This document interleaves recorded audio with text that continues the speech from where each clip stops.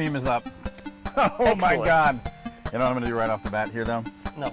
I'm going to move this over to its new home over there. And until the little green cube changes color, The green that cube. means if the green little cube changes color, we're screwed. The green cube. The green cube. You hear that, YouTube? Everybody on the green cube. Because we didn't change our bitrate, so... No, because I'm still going to burn through internet like there's no stupid tomorrow. Are you ready to go live? Internet. Speaking of internet. Yeah. Oh, we already went red.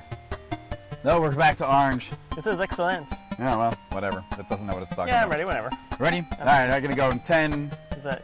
No, we're going to see it over there. Oh, okay. Remember? Yeah, Now we got this to actually use. I'm down, I'm down. And we're going to go 5, 4, 3, 2, 1, and welcome everyone to Not Your Average Show. It is, what is the date? It is February 15th. It is 2021, and we are here, just like we said. Hey, by the way, if we ever put a time on our YouTube comment section that says we're going to be somewhere at a certain time, do us a huge favor, disregard that, because we can't do it. We're adding new things to the show. Yes. Behind the scenes, equipment and stuff, so... I'm going to have to leave you alone. I mean, it's not an excuse, but... You know what I forgot? I don't have my chat monitor up, so I'm going to have to go Your pick chat that up in monitor? a minute. Yeah, but anyhow. Whatever, it's fine. So you got chat over there. I got chat here, I can monitor. Okay, so hey, we're here, and before we do the great reveal, and I do mean the great reveal, we have slaved and toiled again for a number of hours, because tonight we actually do have quite a bit more than what we had last night set up for you exactly the way that we wanted it. Yeah. 100% the way we wanted it, and we're going to take you through a small tour. Yeah. So there's obviously our cam. Yeah, so is this the cam you guys are here? Yeah, so this is us. This is a Sony ZV-1. This is piped into the back of the MacBook Pro along with a couple other pieces. Okay, and that is our cam that we are using to shoot us. Yeah. We have an Elgato light and another light focus light up in the corner here for that shot. Then we're going to bring you to what's the new and improved shot. Go to the GH5. Okay, well, we'll go to the GH5. You want to go to GH5? Okay, so then we have the GH5. So last night the GH5 was doing the majority of the live stream. It was covering specifically just the rocket because we had it super zoomed in using the focus zoom on the lens off the Panasonic GH5. It was fantastic. It did a lot of work for us, but we go one step further, which is we now have the Canon Mark D, which is... It's a 5 Mark D. Yeah, 5 Mark D. Or 5D Mark IV, yeah. Now, you're going to notice that it's much bigger last night. It's got a lot more clarity than last night, and the difference being is that on top of it having the clarity, it's going to have a little bit more bounce because the wind tonight is different. It's windy, yeah. It's windier. We've braved 2 thunderstorms, some random showers. We've had all sorts of setbacks and stuff like that. And some cumulonimbus going on. Yeah, so there's some convective activity all throughout the area. So you might even see some flashes behind us. So True, yeah. Yeah, so that's probably going to happen. And then so here's the shot we really wanted to bring you last night. This is the trifecta. So this is the Canon, which is right there running the main shot on the rocket. Every time we move, we shake the Canon. I know, but that's part of it, guys, right? That's part of it. It's still about 12 and a half miles away. Yeah.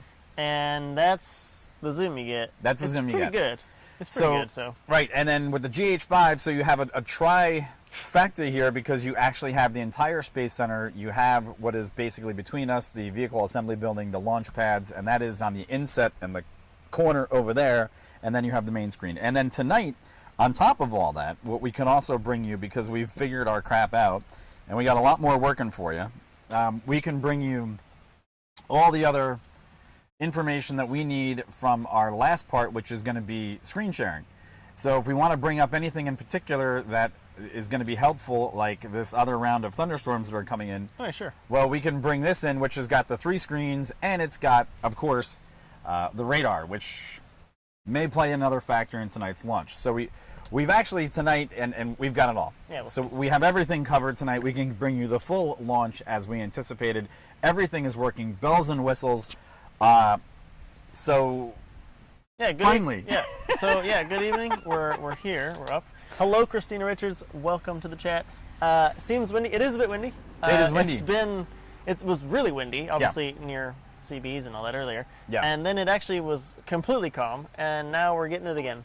The wind is just reversed. Not rain, but a bit of wind. And actually, I was just telling Mike before we went up, I was like, it's refreshing. as long as it doesn't do anything else. Yeah. No precip.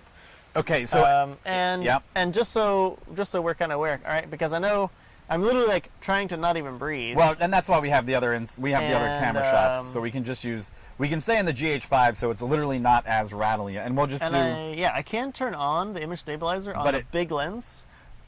Then it wobbles. It just drifts. Yeah. It doesn't wobble. It just this little drift. So we'll see. I mean, we may try it out and see how it looks like. So for now, we'll if you guys want an instant shot of the rocket, just let us know, because we can go instant shot of the rocket all by itself. We can also turn around. We can have the inset, the trifecta, which is nice with maybe not so much bobble. And if it gets really out of control, we can just go to the GH5 Wide. Now, again, what we're also monitoring 100% for you tonight, again, is completely the weather. There is a line of thunderstorms that has been sliding across the frontal area that has brought the Central Florida area, especially the coast, abnormally high winter temperatures. So we were in the mid-80s again today, and on top of that, the heat index actually reached 90 degrees again. It set off convective activity that started about 5 o'clock, and it continued to rumble on through until just about an hour and a half ago, 2 hours ago, when it actually stopped lightning behind us on the launch pads. Yeah, there's still, let me check. Yeah, so there's still quite a bit of convective activity out there, some lightning. Some lightning, it's quite far away now. I don't think the lightning will be an issue for the launch itself, unless, because again, the launch today, if you guys are unaware, there's 60 Starlink satellites on this launch today for SpaceX on a Falcon 9. It's taking off from pad 40 over there. It's going to take off, and then it's going to bend to the north, bend to the left on your screen. It's going to go to the north, and because all these satellites are going for a polar orbit, and so I'm also trying to find the drone ship. I know we had a gentleman in chat last night. He's also looking for the drone ship, but it was up near the Carolinas, I believe, and that weather we spoke about is up there. Yeah, it is going that way. So I don't know. We'll see. It could be another one of those where looks nice here, but since SpaceX is going up, but then they want to recover the first stage, then we'll see what happens, of course. Why is Lightning Maps not let me zoom in on this bad boy? And that's kind of weird. Do I have to go to the other map on it? And Christina Richards says, yeah, the other shot is more comfortable to look at. So there we go. Maybe I'll turn on the stabilizer and see. Part of it's the wind, because there's so much zoom. It's basically okay. So if you're into cameras and everything, it's basically an 800 millimeter lens. So it's big, it's heavy. It's doing work. It's doing some zoomy. But yeah, the wind, anything really is going to give a bit of a vibration there. And I might try the stabilizer here in a minute, and we'll just see what happens. We'll try it maybe in a few minutes, and so maybe for more people here, and we'll give it a go. So again, and here's where we're at. We're currently where the big hand is. We're right in the Titusville area. Okay. That whole 10 miles there. Yeah. So the safety point of the range is going to be 25 nautical miles, right? But again, what we're going to basically be looking at again is, can the drone ship, of course I Still Love You, be safely maneuvered to when the actual booster comes back down? It was here. It was there. So I'm looking at lightning maps. So I'm watching some lightning. It's lightningmaps.org. It's just some quick lightning map. Near live strikes of lightning off the coast up there. And basically I'm looking at just east and southeast of Charleston, South Carolina. That's, again, I haven't been able to find the actual drone ship on the ship tracker I use. There's a marine tracker you can use, and I haven't been able to find it there yet. But anyway, that's part of it. We'll see what happens. All right, so with that said, many of you guys, first of all, another thing that we have to say to a lot of the new subscribers, thank you so much. You guys came out in droves yesterday. Yeah, thank you. You made yesterday, and we are a fledgling channel. We've only been up for about a month and a half. And you made yesterday one of our rocket banner days. We captured a lot of watch minutes, a ton of, it was rocket. Shut up. It was a rocket banner. It was good. It's a banner day. It was a banner day for us. We got a bunch of subs. We got a ton of likes on this video, and we would just only ask that through the remainder of tonight's broadcast, that if you guys could, if you're not already a subscriber, please just log in and subscribe. And if you have an opportunity, if you can reach over and slide over and tap that like button for us, that would be fantastic, because we actually did a lot of work to get to this point for you today. Now, hopefully, like yesterday, it really seemed like people got really more amped up, and more people kept on coming into the room, probably within an hour to go into launch. And it still looks like we've got well over an hour to kill before even at that point, right? It's about an hour? Yeah, so it's 10:59 p.m. is the scheduled instantaneous launch window, or instantaneous launch rather, not a window. And it's basically 11 o'clock. So we got an hour and 45-ish, 47 minutes to go. Now, the other part, this is the other thing, so I will just bring this up because I've animated this at this point, is that this is the weather picture right now. And again, if you're just looking at home, and just to give you guys a quick update, we are right here in this corridor, right to the east of Orlando, On that big O. On that big O, so where the big O is. And if you see where this front line has been actually sitting on Florida for almost the better part of a week now. It's been sliding across. It's been sliding up and down, and the real other secondary threat would be that this weather that's behind currently off to the west coast Tons of moisture would come and slide within to the target window of the launch time. Now, if that happens, obviously, if there's any lightning, if there's any convective activity within a 25 nautical mile range of the actual physical launch pad, that is an automatic no-go for the launch. So that's something else, again, that we will be monitoring for the entire night until the launch window is complete. So, excitement. Yeah, I mean, yeah, it's nice. Obviously, it's nice. If you guys were here yesterday, you know, we talked about how Mike and myself have seen quite a bit of launches over the years, like lots of launches, and many. They don't really get old. I know that sounds a bit strange, right? But I was talking to somebody earlier today, and I was like, okay, we're gonna go watch a launch, and say, oh, you know, wouldn't it be kind of nice if they were kind of mundane? They were kind of like commonplace. And I said, well, I mean, I know why you're saying that they could be going off with such regularity that they are, you know, all the kinks worked out, and it's just part of Space Coast. That's cool, but I don't know if I'd think it's just as mundane as driving down the street or seeing something on the street. Cause no, I would think not.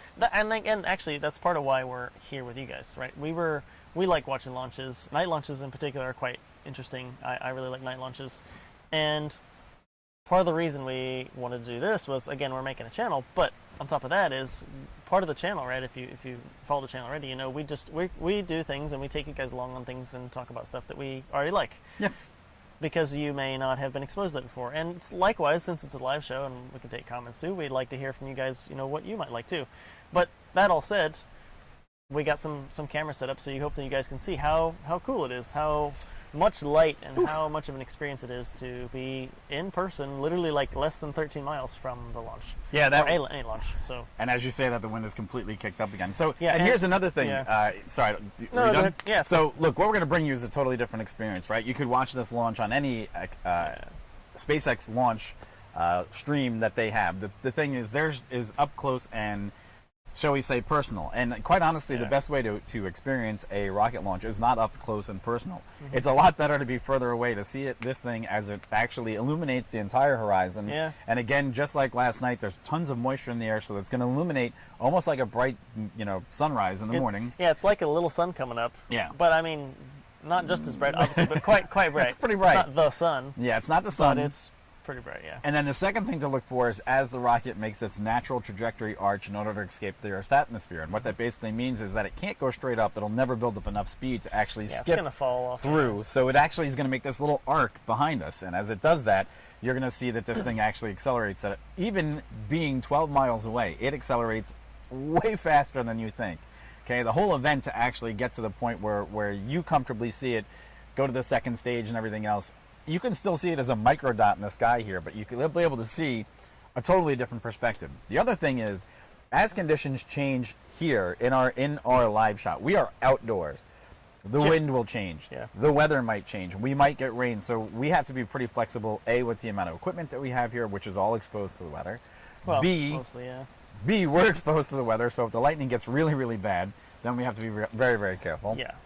And then lastly is, if something changes, if our audio signal changes or degrades, or if we pick up a lot of wind noise, please, by all means, if you're watching, let us know in chat, because we will not know the difference. We won't have an opportunity to have monitored that because we don't have any physical in-ear monitoring ability. Yeah, just as we are in this show, we don't have earpieces in and everything. So. And also, if the collar of my shirt stays in the uncomfortable position that it was completely last night without your co-host noticing or saying anything to you, so you have 2.5 hours of yourself on the internet basically live streaming yourself looking like an idiot.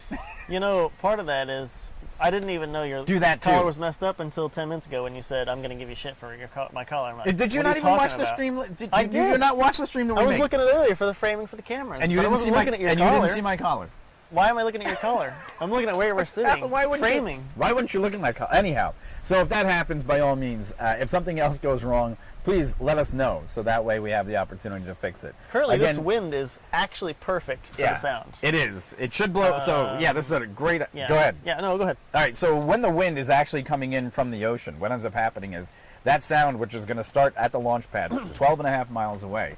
It's going to take exactly 56 seconds for that sound to reach this point here. So that rocket will actually launch silently from the launch pad as you see it. Silently. And then what will end up happening is that 56 seconds afterwards, we will start to hear the first initial rumbles of engine start. Yep. Not the actual engines throttling up as it breaks the surface of the pad and actually starts to continue upwards. So you got to work on, well, it's going to be something different for you guys to see with that audio quality the way that it is. And that's something that's just popping up that it's just flashing red over here. So you got to check that out. We're still through your phone, right? Yep, still through my phone. But I'll tell you what I'm going to do. What's it doing? I don't know. We're just getting a little flash up here that's telling me that we're getting a little bit of a weaker signal here tonight. So Because I'm on my, there we go. over here. Nope. I don't know. It's just maybe not as strong as it was last night. I'm going to try the stabilizer. The camera? Yeah. Okay. And then I know Christina's still here. So we'll try the stabilizer on the other lens. And then, The wind is literally... now it's green again. So yeah, the wind is literally AT&T, picking maybe. up as we go here. So just making sure. And a couple of things, if we do get issues, we'll sort them out along the way. It's probably going to go red again really quick because I'm going to do another test just to make sure. All right. So we're just doing some last-minute diagnostics. And then I got to get my chat computer because that's driving me batty. I just like having chat on my side because you like to flip around. All right. Okay. So I'm gonna put the stabilizer on and let's just try it. Why not? All right. Let's see. Let's Before see. later. So make sure. Let's see what it does. Make sure I can get over there without pulling anything off the table. We are pinned at a lower upload than we were yesterday. That's kind of interesting. Upsetting. It is. Well, you know what? We're also using some of the bandwidth. So, all right, ready? Hold on. Let me get this shot set up, and then we'll go in. Yeah, it's bouncing around pretty good. Go ahead. Yeah, I know that. Flip it. See what happens. Oh, now it just wanders. Well, that's what I said. It's not gonna. It just wanders. It's not gonna be pinned in one spot. It's gonna kind of drift, but it should overall, I think, be better. Don't. If you're walking, maybe you'll get a bit of your sea legs and all that. But overall, I think it's. Okay, that's better. Yeah, I think it's better overall. It's just. You can pop that error message away, by the way. Just hit open widget. Not really. And it will go, and then just go back to stream settings. There you go. You're good. Still giving you the error? Just close the page and reboot. All right, well, he's doing that. I'm going to actually disappear off cam for a minute. I'm going to go get the actual other chat computer so we have that. It's on your in your car? Yeah, it's in my car. All right. I took it when the rain... Okay, we have another video. Yeah, I'll be here. It's fine. Go. Hold on, wait. Before we do that... Brad Young, hi. What's going Hi, on, YouTube. Looking Brad? forward to watching this lift off through your reporting. Yeah, thank you so much. Thank you so much. We also are looking forward to it going tonight. Welcome back. I think I know you're our follower already, so thank you for that. Oh, I'm not going to do And that. our subscriber, as it would be. And yeah, I mean, we're here. I don't know if you've been here the whole time, but we're on the coast. We have. If you caught last night, I know not everybody's been here every night, but I'll just kind of recap. But I shall return. We were here last night, and we streamed last night as well from here, and then they scrubbed the launch. So we decided we'd try it again. We at least in our current, obviously if we get a bunch of subscribers, we can maybe change our plans. But currently, as we're doing it, this is kind of we like doing this and taking you guys along. Yep. And so if they keep moving the launch, obviously we can't come every night, but we're here tonight. Yep. 12.5 miles I'm about to the west of the launch pad. So this is again, just to recap, is the SpaceX Launch of a Falcon 9 rocket with 60 Starlink satellites on board. They're going to launch those 60 satellites to join the rest of the satellites for the Starlink constellation that SpaceX already has in low Earth orbit. And if you're not aware, again, SpaceX, or rather Starlink, is some satellites and communication satellites that SpaceX is putting up in orbit to really get mobile internet. And I know actually the more I've kind of read about this and prepared for the launch day too, a lot of people are excited about this. It's hit in the news, and I have a friend out in Texas that's already ordered his or really got on the wait list. to get his Starlink set up and have a go at that. So I'm also pretty interested to see really how it goes. I know a lot of the initial tests that have been posted online through forums and whatnot seem to be pretty positive about the speeds you get, ping speeds and upload, download for Starlink. And of course, the whole thing there is it's mobile. I mean, it's a satellite. You set it up, and the idea of where they're having the satellites in orbit is you're supposed to have multiple. Your dish, your receiver, is supposed to have views of multiple satellites, so you don't really see much degradation of your service. And yeah, it's the possibilities of it working are pretty cool, because imagine if you've ever been on a cruise, let's say, as a decent example, you've been on a cruise ship, and a lot of people go on cruises to get away from normal life. But if you're on a cruise ship and you're thinking, man, I really wish I could maybe video chat somebody home to show them something cool. You're on a cruise ship. Unless you paid for the internet, you're not going to be able to do it. I want it on a helicopter. That's not a thing. That's what I want on. And with Starlink, if it happens to be, if you happen to have access to that, then it could be, obviously the ship could still charge you whatever they want to charge. But the point is, it's really cool. I mean, the remote access to pretty decent high-speed internet is going to be pretty cool. I want it on my own private yacht too. Well, Okay, so yeah, he's talking about Starlink, and the other thing is, one of the differences is also the ability for Starlink to operate in a lower orbit than most other satellite services, which reduces obviously the milliseconds that it takes for it to have response time, which is a big advantage. Improves the service. Okay, so that's another big thing. So why are we here? Why are we doing this? Corey, I think, pretty much just covered that. The difference would be is, what's also our background. So we have a slightly different background than just every other person that sits on the side of the dock. Corey and I are both actually FAA-rated pilots. We've been doing it for a while. We're both rated to fly both helicopters and airplanes. Sure. We do have an extensive aviation background. We've watched many of these launches before, so we also have a firm understanding of the weather that's around us tonight and some of the other situations that could go wrong outside of just the normal, I guess, operational knowledge of what's going on over there at Starlink. Yeah. SpaceX, yeah. Okay? Also, with that, we have seen all different types of launch vehicles go at this point. We have seen space shuttles. We have seen Delta Heavies. We have seen Falcon Heavies. Atlas. What not Atlas, yeah. Excuse me. I saw Atlas. A bunch of stuff. Yeah, go ahead. I was going to say some of the things that I'm looking forward to seeing here. Obviously, Blue Origin's over here as well. Looking forward to see what they can do, since they're also operating off the Space Coast. They have a quite big facility over there behind us, as does SpaceX, of course. But having been around the town, it's pretty cool.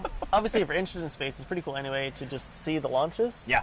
But where we used to work actually is also kind of on the coast. Yeah. And no joke, I've been late and delayed to work because I'm in traffic, because they have a giant truck specially made that is carrying rocket parts and satellites across the road, and obviously they get an escort, and you're just like, well, you know what we should have done? Gonna be late to the meeting. We've actually also there's actually also a Starship assembly facility that is right over here off of Merritt Island and Cocoa, and we've actually flown over that a couple times. Yeah, and we have some pictures of that cool. as well. Yeah. I should probably dig those up. I'm really got them on your cloud, or I do, but it's really interesting to me that we're actually seeing. I don't know, we're seeing pops like that we didn't see last night. Of speed, or what do you mean? Yeah, just like little pops here and there where the speed just kind of gets a little hanky for a minute. Oh yeah, what's I'm watching. Well, I mean that could be, I guess. Well, let me see. What's this doing here? I don't know. We had a lot more stable connection last night, and I'm not really sure if it's. Hello, Brad. I don't know how far behind the stream you guys are, but the current launch time is estimated. Well, it's actually set for 10:59 p.m. Eastern time. It's an instantaneous launch window, so as far as we are aware, they go at that time, or they don't go and they reschedule. Part of that probably without actually knowing exactly why. It's because they probably want to put those satellites in a particular place in the orbit in the constellation, because again they have many satellites up there. That's the idea. So yeah, it's an instantaneous launch window of 10:59 p.m. Maybe my phone was downloading stuff. I don't know. I just closed everything on my phone too, just to make sure. Because I didn't have last night. We had rock solid connections.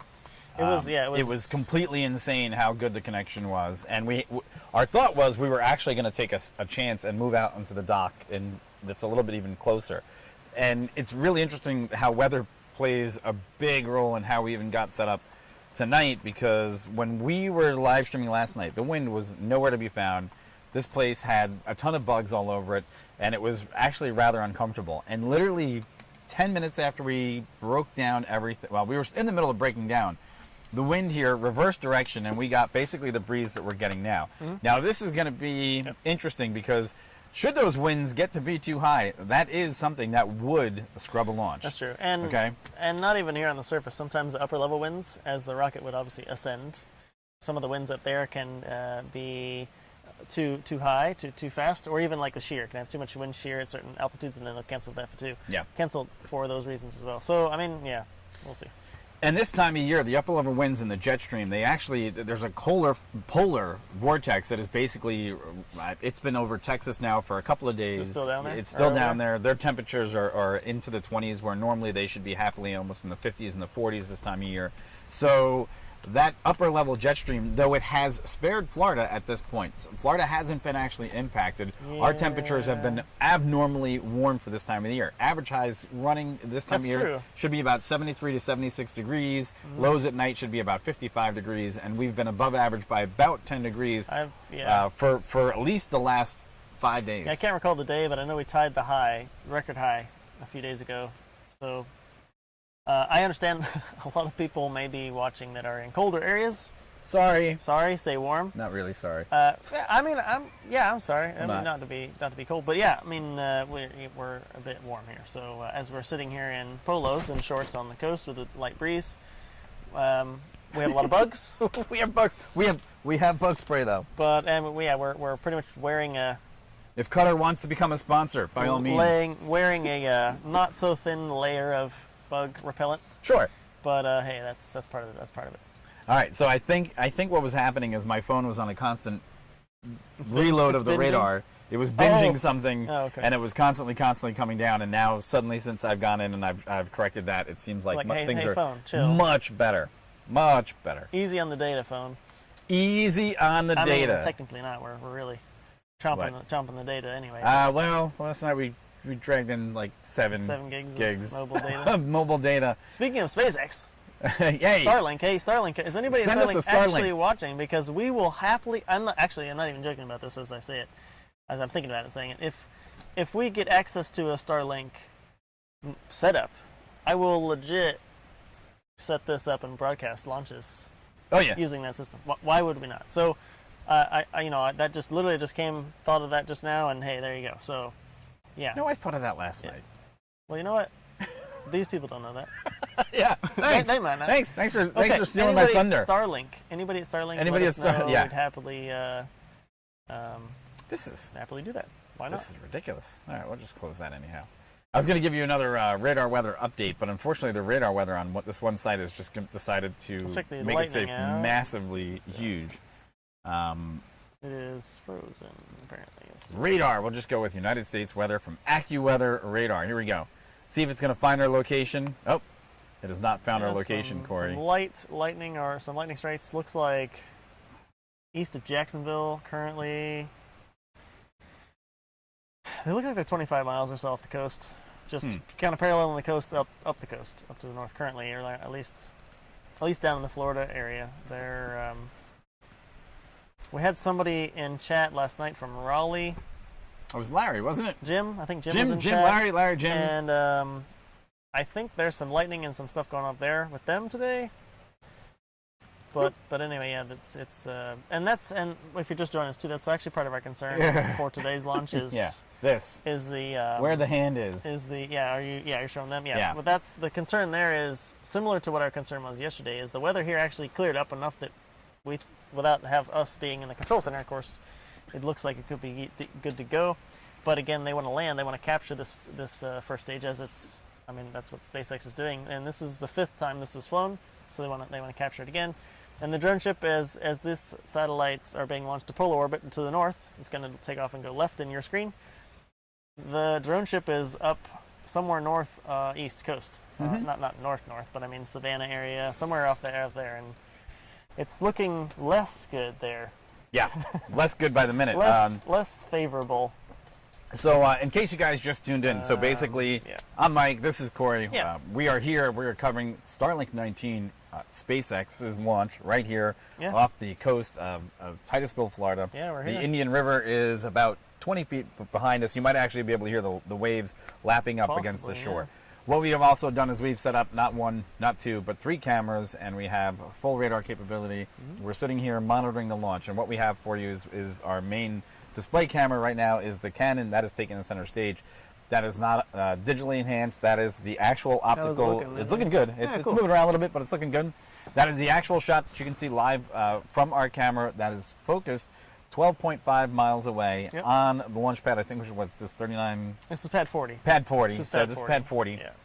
And then what you see up in the inset is another camera that we have, which is a wider angle lens, also going to give you a different view of what it's like to see a rocket launch. Because you could tune into SpaceX's coverage of a rocket launch, and you're going to get the same thing every single time. Yeah, it's a zoomed-in shot of the SpaceX Yeah, it's launch. super close. Super close. I You mean, know, rocket goes I'd up. certainly recommend you watch one at least once. Yeah. But part of what we're doing is the experience. Yeah. Right, the experience of like being there, and while I say that, you may say, okay, well, why can't people just be at the site and you can see it launch? Well, because there's a zone Yeah. that no one is allowed to be in, Well, including for animals good reasons. at some point. For Yeah, good reasons. a safety boundary. So, Want to explain a little bit of that?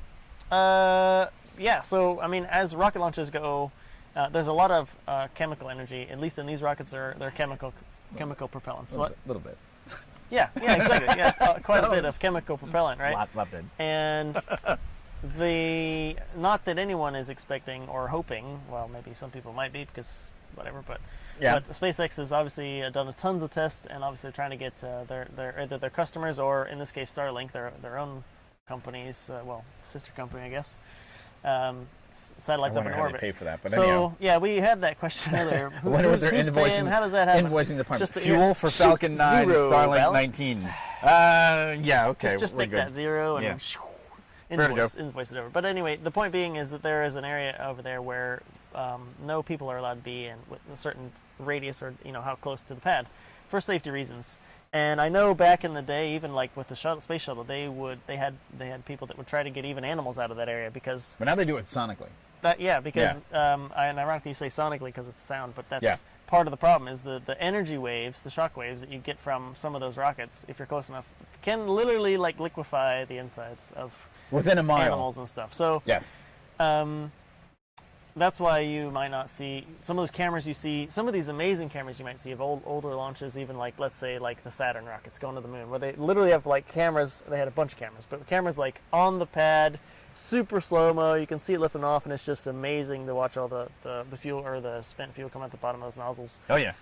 But that is such a hostile place to be. You don't want to be there. There is no chance you would live if you're anywhere near really close to any of these launches. So the other It's part of just it is how works. basically anything that's not within the first mile radius, which would probably liquefy. The second part is anything that's in the 4 nautical mile radius of the launch pad actually would go deaf.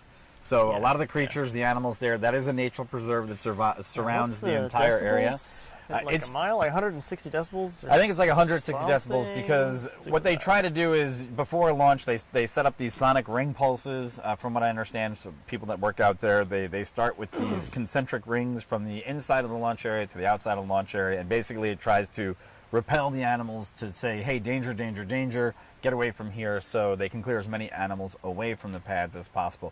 Now, out on that land right out there is probably. There Oh you go. God, we have Yeah. thousands of bald eagles in this area, falcons, Yeah, it's hawks, actually a wildlife preserve. wildlife preserve. Yeah, it's a Um, fantastic beach. You can actually go to the beach, actually pile in the beach, and you can actually see the launch pads It's true. right there true, from yeah. the beach. And matter of fact, when the shuttle program was active, at one point they had 2 shuttles, one on each of the launch pads, and you could go there, literally get a suntan, and look over your left shoulder, and lo and behold, there was, I think it was at the time, was Atlantis and what was the other one that was on the pads?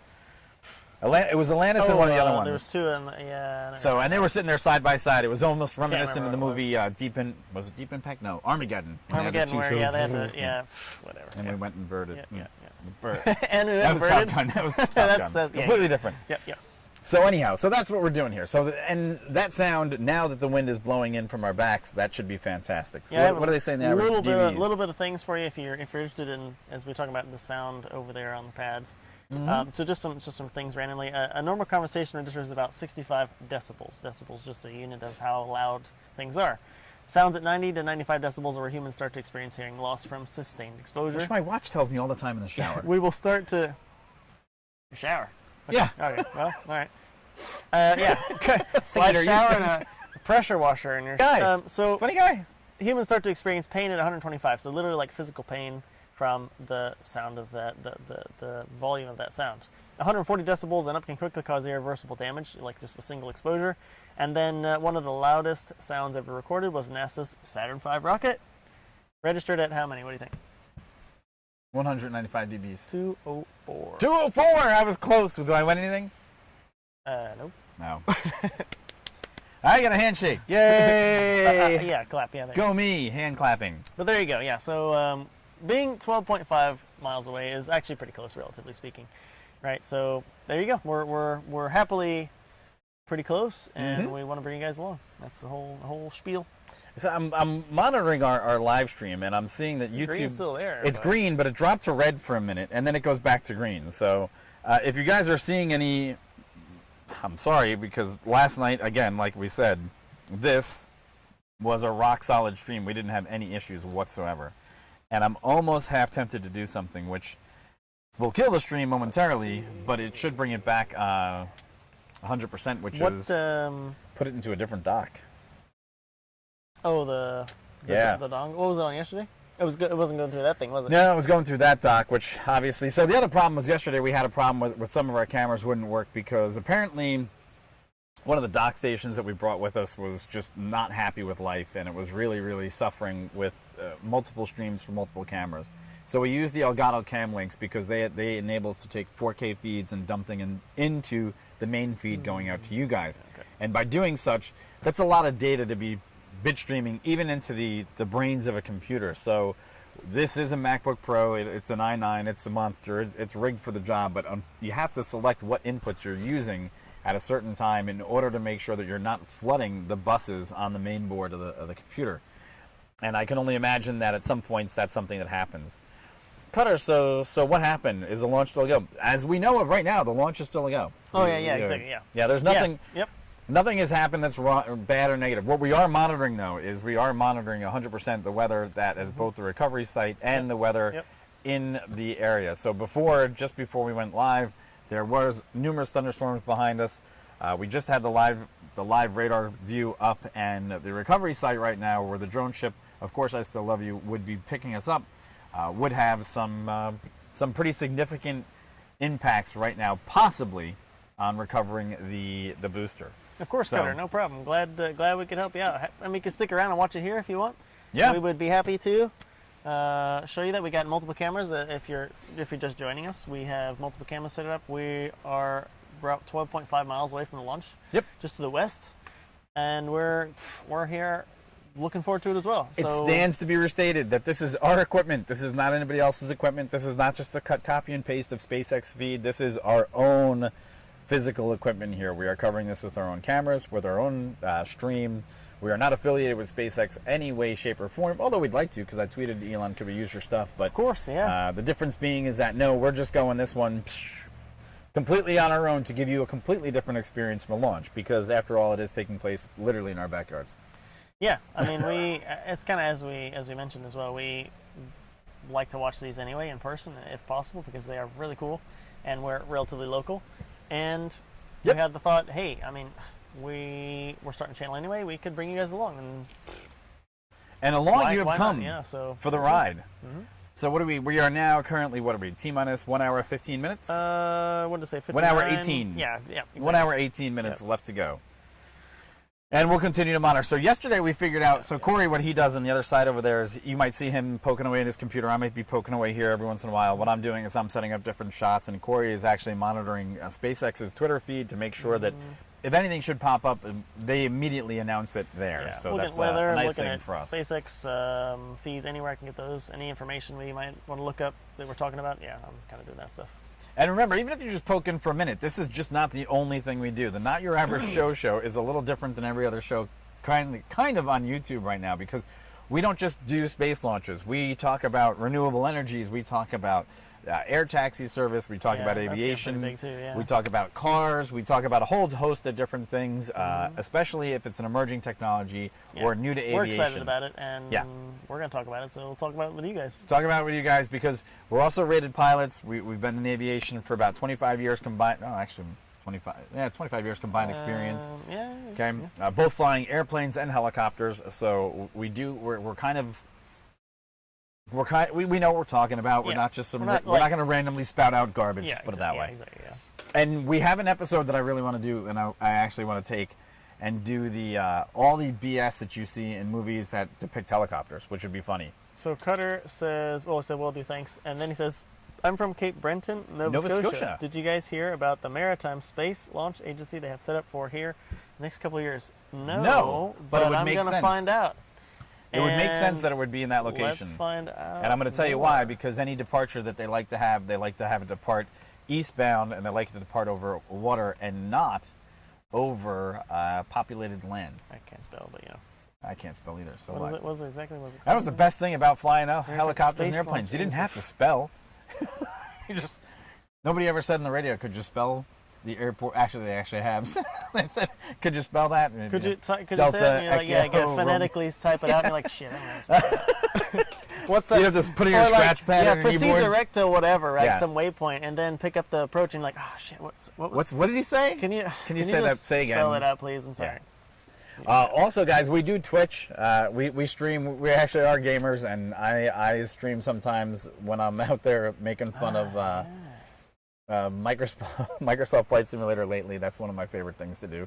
So probably some bad videos of me cursing that game out because it's not as authentic as other people say it is. So it's cool, but and I can tell you from firsthand experience, some things on it are wrong, especially the A320. It's they didn't get that plane right. I'm gonna make a note of this if I can get this bugs off my mouse pad. No, you don't.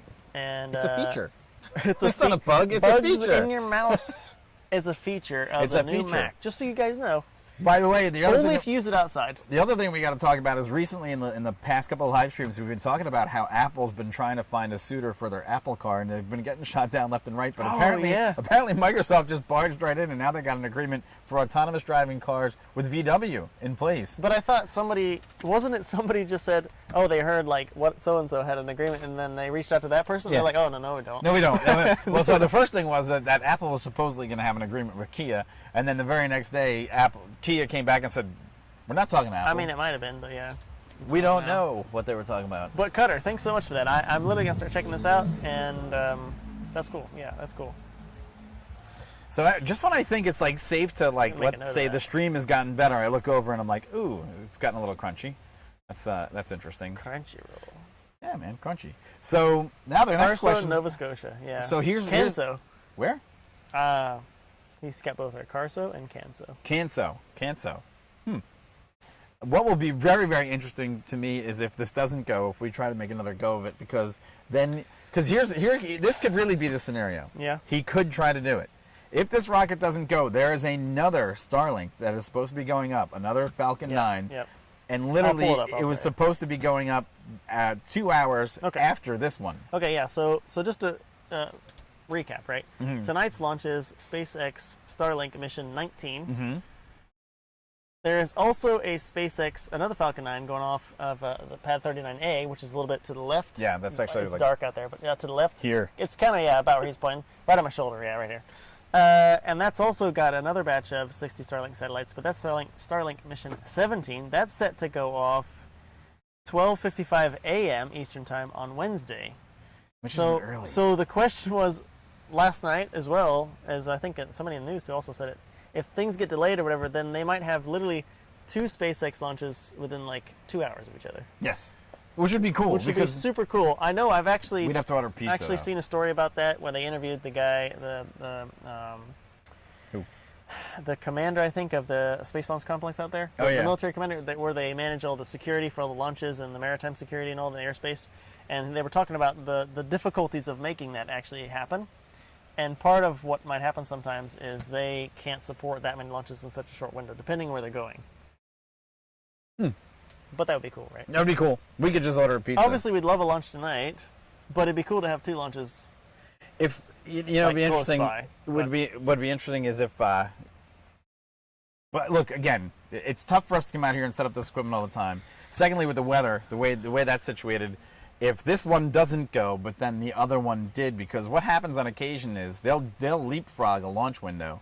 Because let's just say this thing gets to T-10 and they put a small hold on it that ends up grounding this rocket for a week. Well, we could find ourselves in the situation where the other rocket would suddenly be the one that's now next to go, and that one might be successful in getting off the pad. And so it's literally just the next day, and you're like, oh my gosh. Yep. So it is what it is. And I'm looking at the weather, That's and what Mike's saying, right, as he's checking that, is we'd like to be here as much as it's possible. going to be cooler tomorrow. You guys are obviously here helping us out, subscribing, all that stuff helps. We appreciate it very much. Thank you so much. But we know we do other stuff, and we can't be out here all the time. Sure, we could. Why not? Not current. Yes, we'd love to, right? My wife would disown me. It's okay. Cutter, I haven't seen a double launch in a single day before. That'd be different. Yeah, that would be whole different. Thing. That would be really cool, and obviously Elon would love it too. I'm sure, of course. The most I've ever seen is what, 12 hours, I think, was in between. There was a shuttle launch at one point, and then I think there was a Delta that went like within a day and a half, or maybe it was I don't a day recall. of. I don't recall. When was this? 6 years ago, maybe 7. No, it had to have been 8. No, it had to have been. I don't know. 2011. Right, that was the last time the space shuttle went. So yeah. Yeah. Space shuttle ended in 2011. Hey, and if you guys want to see us cover more launches, you know what you can do? Subscribe, like, and follow, because that actually gives us the most ability to come out here and do this. It actually is one of the things that we would like to be able to do, is have more discussions and be able to be here for more launches, because that's the whole idea of this channel, is to be able to cover things just like this. And actually, one of the things that we have as a being mobile, as it would be, we also have it in mind that we've already been to the Rolex 24 this year, which we live stream from the parking lot, and we have a second installment of our video series coming out for that. If you're not already a subscriber, tune in for that if you like race cars, because we are avid Rolex race car fans. Yep. Number one, but number two, we're also looking at taking you guys on an adventure where we are going to rent an airplane, because we can do that. I just have to go back up and get current again, and we would take you guys to Sun and Fun, which is one of the largest air shows in the continent of America, which is just over in Lakeland, Florida. It's in a few months. April? Yeah, April 17th, 18th, and 19th. Well, actually, it's like 5 days that it goes on. Yeah, we'd be there. And we'd be there for a couple days. Yeah. And we'd be able to do that with you. And outside of Oshkosh, that's one of the largest air shows in the world. That's super cool. So that would be really cool. And if you guys support us, we can bring you along with us for the ride. And as you can see, we like being interactive. We like being able to chat with you guys, and that's part of the experience as well, is to not just be in our own echo chamber and to have that shared experience. So if you got a chance, remember, just scroll over, like, subscribe, and follow. We'd appreciate that. Cutter, so much. You just subbed and turned on the alarm. Thank you so much. Sweet. Thank you so much, man. We appreciate it. And Cutter, so how far is Cape Breton from wherever that launch complex would be in Canso?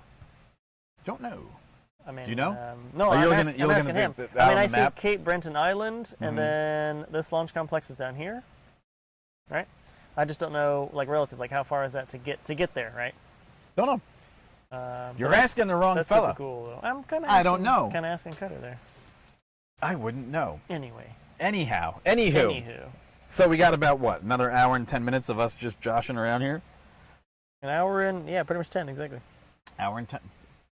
Roughly 2. Roughly 2 hours. Oh, that's how far it takes to get there. 2 hours. Is that 2 hours driving or flying? That's probably driving, but I mean. You gotta ask. That's cool though. I mean, I'm trying to find out more information about this launch complex. Like, what rockets would they be using? Well, space. It's still rideshare stuff, which obviously, of course, it is. Yeah, no worries. There's rideshare launches. There we go. Yeah, where they do. On my phone? No, where they do like a lot of those CubeSats, or really the smaller sats. Yeah. And they all all the customers split the cost of the rocket launch.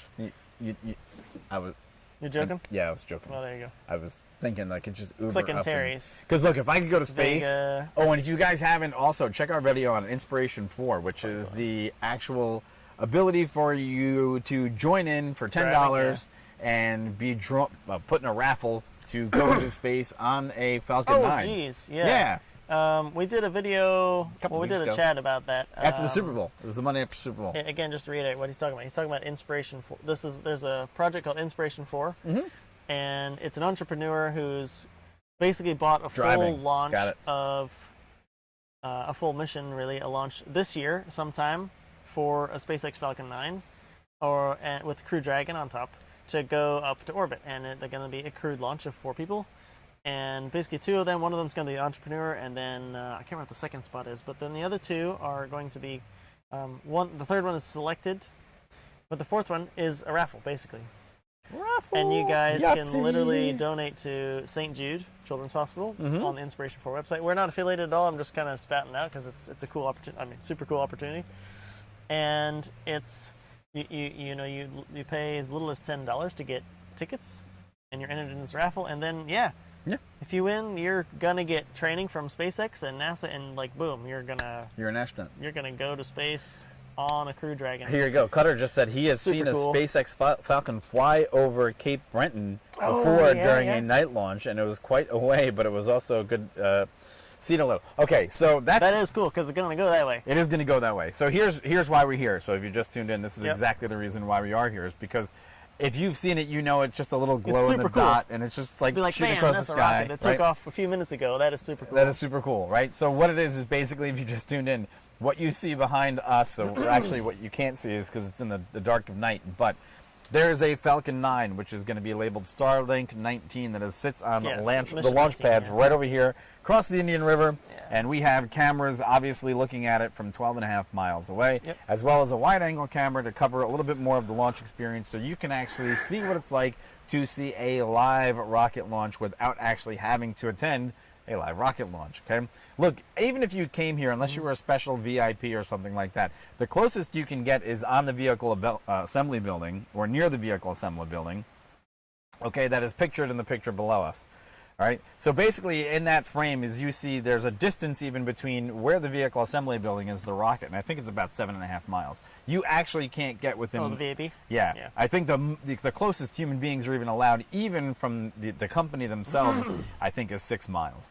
Okay, so if you come here, if you don't have a ticket, if you don't have any other way to see it, the best way to see it is actually to stand somewhere along the Indian River and just gaze at the rocket launch as it actually climbs up over the river and excels up into the night. Still pretty close. Which is still pretty close, okay? So literally, you kind of get duped in the fact that you go to see a Falcon 9 launch on SpaceX's website, and, it's up close.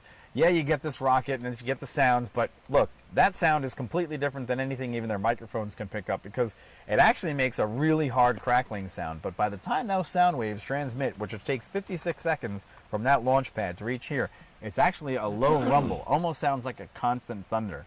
Also, as this rocket climbs up into the night air, it will emit a glow that will almost look like a baby sunrise off into the horizon. And as it does that, it'll actually to illuminate a little bit of the moisture molecules in the air as it goes across, and you will see a dense haze grow across the sky that you couldn't see before that, and then it will crawl across the sky and accelerate at rates that you really can't even fathom till you see it cool. Wide angle and live. So that's what we're here for, to describe that process to you, but not only to describe it to you, but so that you can see it visually. We brought the equipment, and we have the experience. We've watched many of these, and we just recently started to live stream them. So if you want to see more content like this, please, by all means, just go over and subscribe, like this video, because the more you do that, the more we can bring to you guys. And this is exciting for us to even be able to share it with you too. So just a reminder, if you're just tuning in, it's a completely different experience for hopefully you guys at home as well. So I wanted to say hello to Sean. Welcome to the channel. I wanted to say hello to you. Thanks so much for coming Sean. in. And James is back. Good evening, guys. James. How are you, sir? Cameras are looking better. Thank you for that. We're trying to make the cameras look good. Cameras, hey! So the main camera you're seeing on the screen behind us now, the big one, is the camera we mentioned last night, but we couldn't get the equipment to communicate properly with each other. But yeah, that's the one we want to show you last night, and then we got it working. And it's got a much better image. It is here. It is here. So yeah. So, and we are here. And James, I'm actually a little bit upset last night because you also watched most of the live stream, and you also didn't mention the fact that my collar was inverted the entire night. Here we go. Okay? So, I'm he still... gave me crap about it earlier. You just before we started the show. And I literally was like, I don't know what you're talking about. My collar was Because apparently rippled his the collar. entire night. Well, I wasn't looking at your collar. Oh, I don't care. Okay. You know. Okay. Whatever. Anyhow, no, we're just we get to play around with each other. So anyhow, so yeah, we're here. We're anticipating now. I guess we had about an hour to go. Yeah. What is it? Pretty 1 close hour, to an hour. right? Yep. 1 hour to go. Thinking about it too. I know how high that shot of the GH5. Yep. How high above does that go? Because Not very. I'm gonna have to increase it. Yeah, I thought It's gonna get out of here in a hurry. Yeah, we'll let them. Okay, Yeah. cool. Yeah. So awesome, sweet. when the Give actual good launch perspective for you happens, guys. we will have our tethered microphones, but we'll try to be quiet because we don't want to spoil it for you. Yeah, exactly. On top of that. And then the second part is we are going to turn around and work the cameras for you. So that's going to be another thing. But you know what I didn't do? I didn't create a scene for that. But Yeah, but you just go to the GH5. yeah. But then there's And, always going to be our little inset. You know what I can do? I can leave this scene up, and what I'll do is I'll Just drop. eyeball off our inset. Unless you want to. No. What I'm going to do is I'm going to drop our cam out of this scene so we don't cut off if we stray into out Well, of that's what I frame. mean. That's what I mean. You just eyeball us off, Yep. and it's good. Oh, that yeah. In That the, eyeball. in OBS. In OBS, the OBS. Yeah. He says sorry. He never noticed. Why am I the only one that noticed my collar last? I got home and I was like, how did someone not tell me about my collar? I even went to the restroom, looked in the mirror, and I did not see that my collar was flipped Well, up. so you didn't notice either. I didn't. You guys were looking at me the whole night. Look I at your wasn't looking face, at not me or your shirt. whatever. Okay, I give up. So, I guess the only other better way all to good. actually It's all experience a rocket launch would actually be to capture one from the air. And we have done that before, but I never had a camera rolling before when I was flying by one. Yeah. So what he's talking about again? If you're new, we're both pilots. We've been flying, helicopters and airplanes for many years actually. But what we're really mentioning is, at least in my experience, I was flying a helicopter. How far away that would have been? That would have been. Don't know. Let's look quick map. It's probably like 15 miles, probably. I bet something like that, probably. Because the diameter of Delta over there is about it's 15 miles probably. But again, I caught it from the air with somebody, and so we were just flying around, actually doing some student training at the time with a student, and then about that time, said, look at the watch, let's turn the aircraft east. Watch the show. There's a rocket. Watch the There's a show. rocket. Boom, rocket comes up. It's pretty cool. So the other thing was a pretty cool. few years ago when they lost one of the Falcon 9s on a launch pad due to a faulty fueling situation and it exploded, I was actually standing about 14 miles away in a hangar waiting to go fly, and it shook all the tools and the equipment in the hangar, and it echoed for quite a while, and we were trying to figure out what just happened out of the Cape. Come to find out that a SpaceX Falcon 9 had actually exploded on the pad during a fueling exercise, so that's kind of interesting. Yeah, actually it had... it was one of the pre-launch tests, right? A wet test, and it actually had one of that satellites. I can't remember the name, but it had a satellite from Facebook it was on board. Mark Zuckerberger's. Yeah. The One of the Facebook Facebook one. satellites, and it went Kaboom. went bye-bye. So Maybe people have always said that was conspiratorial, that they just didn't want Facebook to have a satellite, but I don't know. People talk, just saying. Not us to decide. Yeah. Thankfully, and of course, the other experiences that would be even better is if this was a heavy, and to see both of the boosters That would come be back super and cool. land Super cool. tonight would be amazing because, I was here in person. yeah. Well, you too, right? Yeah. We saw the first. No, the Falcon first Heavy, one- the first where one I both wasn't, the the boosters second came one. back down. The second They came one. back down here on the coast. Yeah. I was here for that. It was so cool. So but cool. the second time that it went, was there a night one that was also with the heavy or no?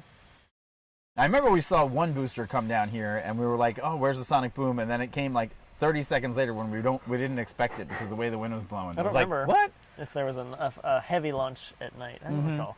I'm not sure. So anyhow, are you still monitoring the lightning out in the? Yeah, it's Is so it- so yeah. So It's we're crawling watching right the back. weather here, of course. Mhm. But as you guys know, if you're keeping up track with SpaceX launches, they like to bring the rockets back and land them, which is super cool, and a bit better on the wallet when you want to launch a rocket up and not blow it up every time, or just lose it, in the atmosphere in the ocean. But anyway. That since this is launching 60 Starlink satellites, and those satellites go to low Earth orbit and a polar orbit, the satellite is going to take off again behind us on the cameras we have set up. It's going to take off and then bend to the left and arc to the north up the coast. And that being the case, when they want to bring the rocket back, the first stage back, and land it won't land here. It's going to land north, and it's going to land on the Droneship. Mm-hmm. And that Droneship is... Of course, I still love you. Might be, it's called Of Course I Impacted. Still Love You, but the Droneship might be in unfavorable conditions. weather. So where's it going to be? It's supposed to be the drone ship is supposed to be somewhere in this area currently that we have on screen. Yeah. I don't know how far off, how far east it is. Yeah. But yeah, I don't know. If it's in this recovery zone right here, where it might be, thunder and lightning would actually be impacting the ability to recover the rocket. So we're going to monitor that as well. 58 minutes. So I don't know. 58 minutes, we'll find out what the scenario could be. So that's something else we're monitoring. And also, so Cutter said that's cool. He likes aviation. He golfed with the senior director airline solutions at Honeywell. Yeah, I used to. Cool. That's pretty cool. I used to fly for the airlines until COVID hit. So that kind of sidelined my aviation experience in the airlines, which was it was interesting. It was fun. So yeah. But yeah, if COVID wasn't around, I'd probably still be flying. But guess what? We got COVID. We don't have COVID. But no. You know what we're talking COVID about. Is, COVID. Yeah, we don't have to talk about COVID because everybody knows. Already. Pandemic. We don't have to talk Yeah. about COVID. It's a problem. So anyhow, if you remember, just give us a chance and like, subscribe, and follow, and we'll be able to continually bring you more updates like this on space launches. Now you're going into marine traffic. So Corey's actually... Why does it do that? Which one? This website, the zoom is just... You zoom once on... So I'm trying to track actually the drone ship itself on marinetraffic.com, which usually is pretty good. And I'm not saying it's not working. Could totally be user error, but I'm just having some problems with the zoom. Currently, I click zoom and it zooms like 3-4 times, just one click. Oh, that's weird. That's a little annoying. But anyway, there's a cargo vessel out there. Let's see. So yeah, so he's actually doing some tracking on this. Can you do it from the actual search? Did you ever try that? I have. And it doesn't come up? No. The abbreviation and then the full name, I haven't been able to find it in there. So what Corey's up to over there right now is he's actually searching this database right now, which is marinetraffic.com, to find out where the drone ship is actually going to be based, so we can kind of overlay what we have in our radar assessment to see if it's going to be impacted at all with tonight's launch. Because again, the site here was earlier, we had 90 degree heat index almost, 84 degree temperatures, lots of convective activity, thunderstorms all around the area. We had to batten down the hatches just before we went live. We wanted to get on here at about 7:30, but unfortunately at that time we were still getting battered. The wind was changing direction. We got everything set up, and then the lightning storm that was right behind us in the pads dissipated. It's still out there. It's probably being obscured a little bit more now by rain and the heavy bands of precipitation that are just off the coast.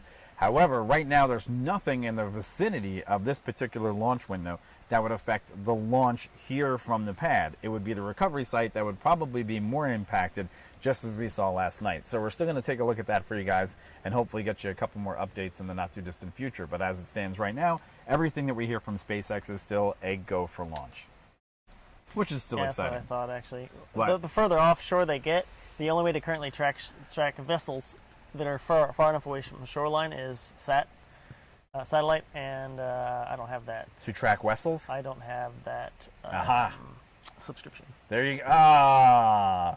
Really, Corey? Well, 190 US Hey. per month. And you know how Corey could get that subscription? I don't think so. Is if you guys liked and subscribed to the channel. That would be fantastic. 190 per month? There you go. That's So again, substantial. What we're trying to find out is where this ship could actually be in this mass over here, and then trying to figure that out between what we're seeing currently with the weather conditions with the thunderstorms. And like I said, there is still a little bit of weather here locally that is now actually pushed off the coast. And as that weather continues to push, it will become less and less a threat to affect tonight's launch. Yeah, see what happens. Hey, Marcus, what's going on? Hi, guys. New to the show. Where do you guys come from? I'm originally from New York, but now I've been living in Florida for about 12 years. I am from Orlando. Orlando! Been lived a few places, but been a Floridian. Basically, I mean, like I said, I've lived a few other states, growing up and stuff, but mostly good old Florida man. Not like the guy in the news, which How would it? Oh, the Florida man. Florida in the man, news? he's Oh, in the news yeah, all the time. no. Florida man, Yeah. We're not those beats type up of an Florida alligator. men. No. Florida man saves a baby from bears. I mean, there's all those amazing, Saved by the bears. amazing headlines. We do have black bears in Florida. We do. Yeah. Also, Corey and I have aviation backgrounds. We also have been in IT technology. We've done quite a few different things in our backgrounds. So my background is so extensive, I don't even want to get into it, but enough to get by with thinking that we could pull off a live stream show and talk about rockets. How's that? I mean, yeah, there's we could probably say it. There's that passion of like actually being really interested in rockets, and the fact that we're pretty close by means we can attend a lot of these in person, and that's really when Mike and I were talking about making a channel of all the things that we liked to talk about anyway, technology, aerospace, aviation, as it would be like the emerging air taxi market, just stuff that we find interesting and we want to chat about. We're making this channel to bring you guys to talk about it too, because that's the whole thing. So, James, is that how long I've been in Florida? Yes, I've been in Florida now for that long. And Jim is back. I think Jim was the guy we were talking to last night. Jim. Hey, Jim. Jim is Raleigh, right? Raleigh? Yeah, Jim. Hey, guess what? How's the weather up there? How is the weather up there? We'd like to know. And secondly, is we have all the equipment up and running tonight, so that's fantastic for us. Check the big camera. Well, it's behind us on the. Check out the big camera on Brad. The big, it's working pretty well. We're happy that we got it working tonight. So yeah, and is actually, it seems like it's dancing a little bit less. The wind is actually diminished a tiny bit. Yeah, so it is fairly windy out here. It's been kind of hit and miss with the wind. It's been kind of up and down and calm for a while. Now it's back. Yeah. And since it is such it's 12.5 miles away, as you remember from last night, guys. But that hasn't changed. It's such still a bit of a distance away, you can see in the other inset on the top right of your screen there, that's the other camera. We have zoomed out a bit, of course, from last night. But the idea is we're 12.5 miles away, but it's still fairly small over there across the Indian River there. So which is funny because the zoom is it's a pretty big lens. Yeah. But even with that, there's just a little bit of wind, and the deck we're sitting on, which is off the ground, which is great. Slight vibrations. We're not getting much heat. No. Heat distortion, which is really cool. But you know what's really weird though, which always bugs me out, is that if we were actually to turn around and I was actually to pinch my fingers between what I thought the height of the vehicle assembly building. So the height of the vehicle assembly building over our shoulder is actually about like that. Yo big. The VAB. So these cameras and the rocket is zero justice. Quite a bit smaller than that. Yeah. It's funny because when we look at the screens, we kind of forget that when we turn around, you still will actually see the individual rocket. And these camera angles would be fantastic to cover this type of launch. Okay, so that's the exciting part of it. But I was just trying to think about it. It's so weird between the distortions that you get from what you can watch. And Cutter had a comment in here. How many times has the one rocket? This has been 5 times. This is 5. Is this the record holder or 7 on the record holder? No, I don't think this is the record. I think the record holder went off a week and a half ago. Or something, yeah. But this one's been flown 5 times before. So this is at 6 launch, and it's supposed to come back and land again. So, yeah. Yeah, okay, so Jim came back and said, North Carolina correspondent, the weather is crappy, and we're expecting thunderstorms up here. And we've been monitoring that, so tonight we have more information than we had last night. Lightning, that is currently the lightning that we're seeing, and that is off the coast a little bit of your area. So, and we're looking at that for the drone ship recovery, of course, I Still Love You. And then secondarily, we're also looking locally here at the marine traffic to see if we can pick up the drone ship. I feel like it's here.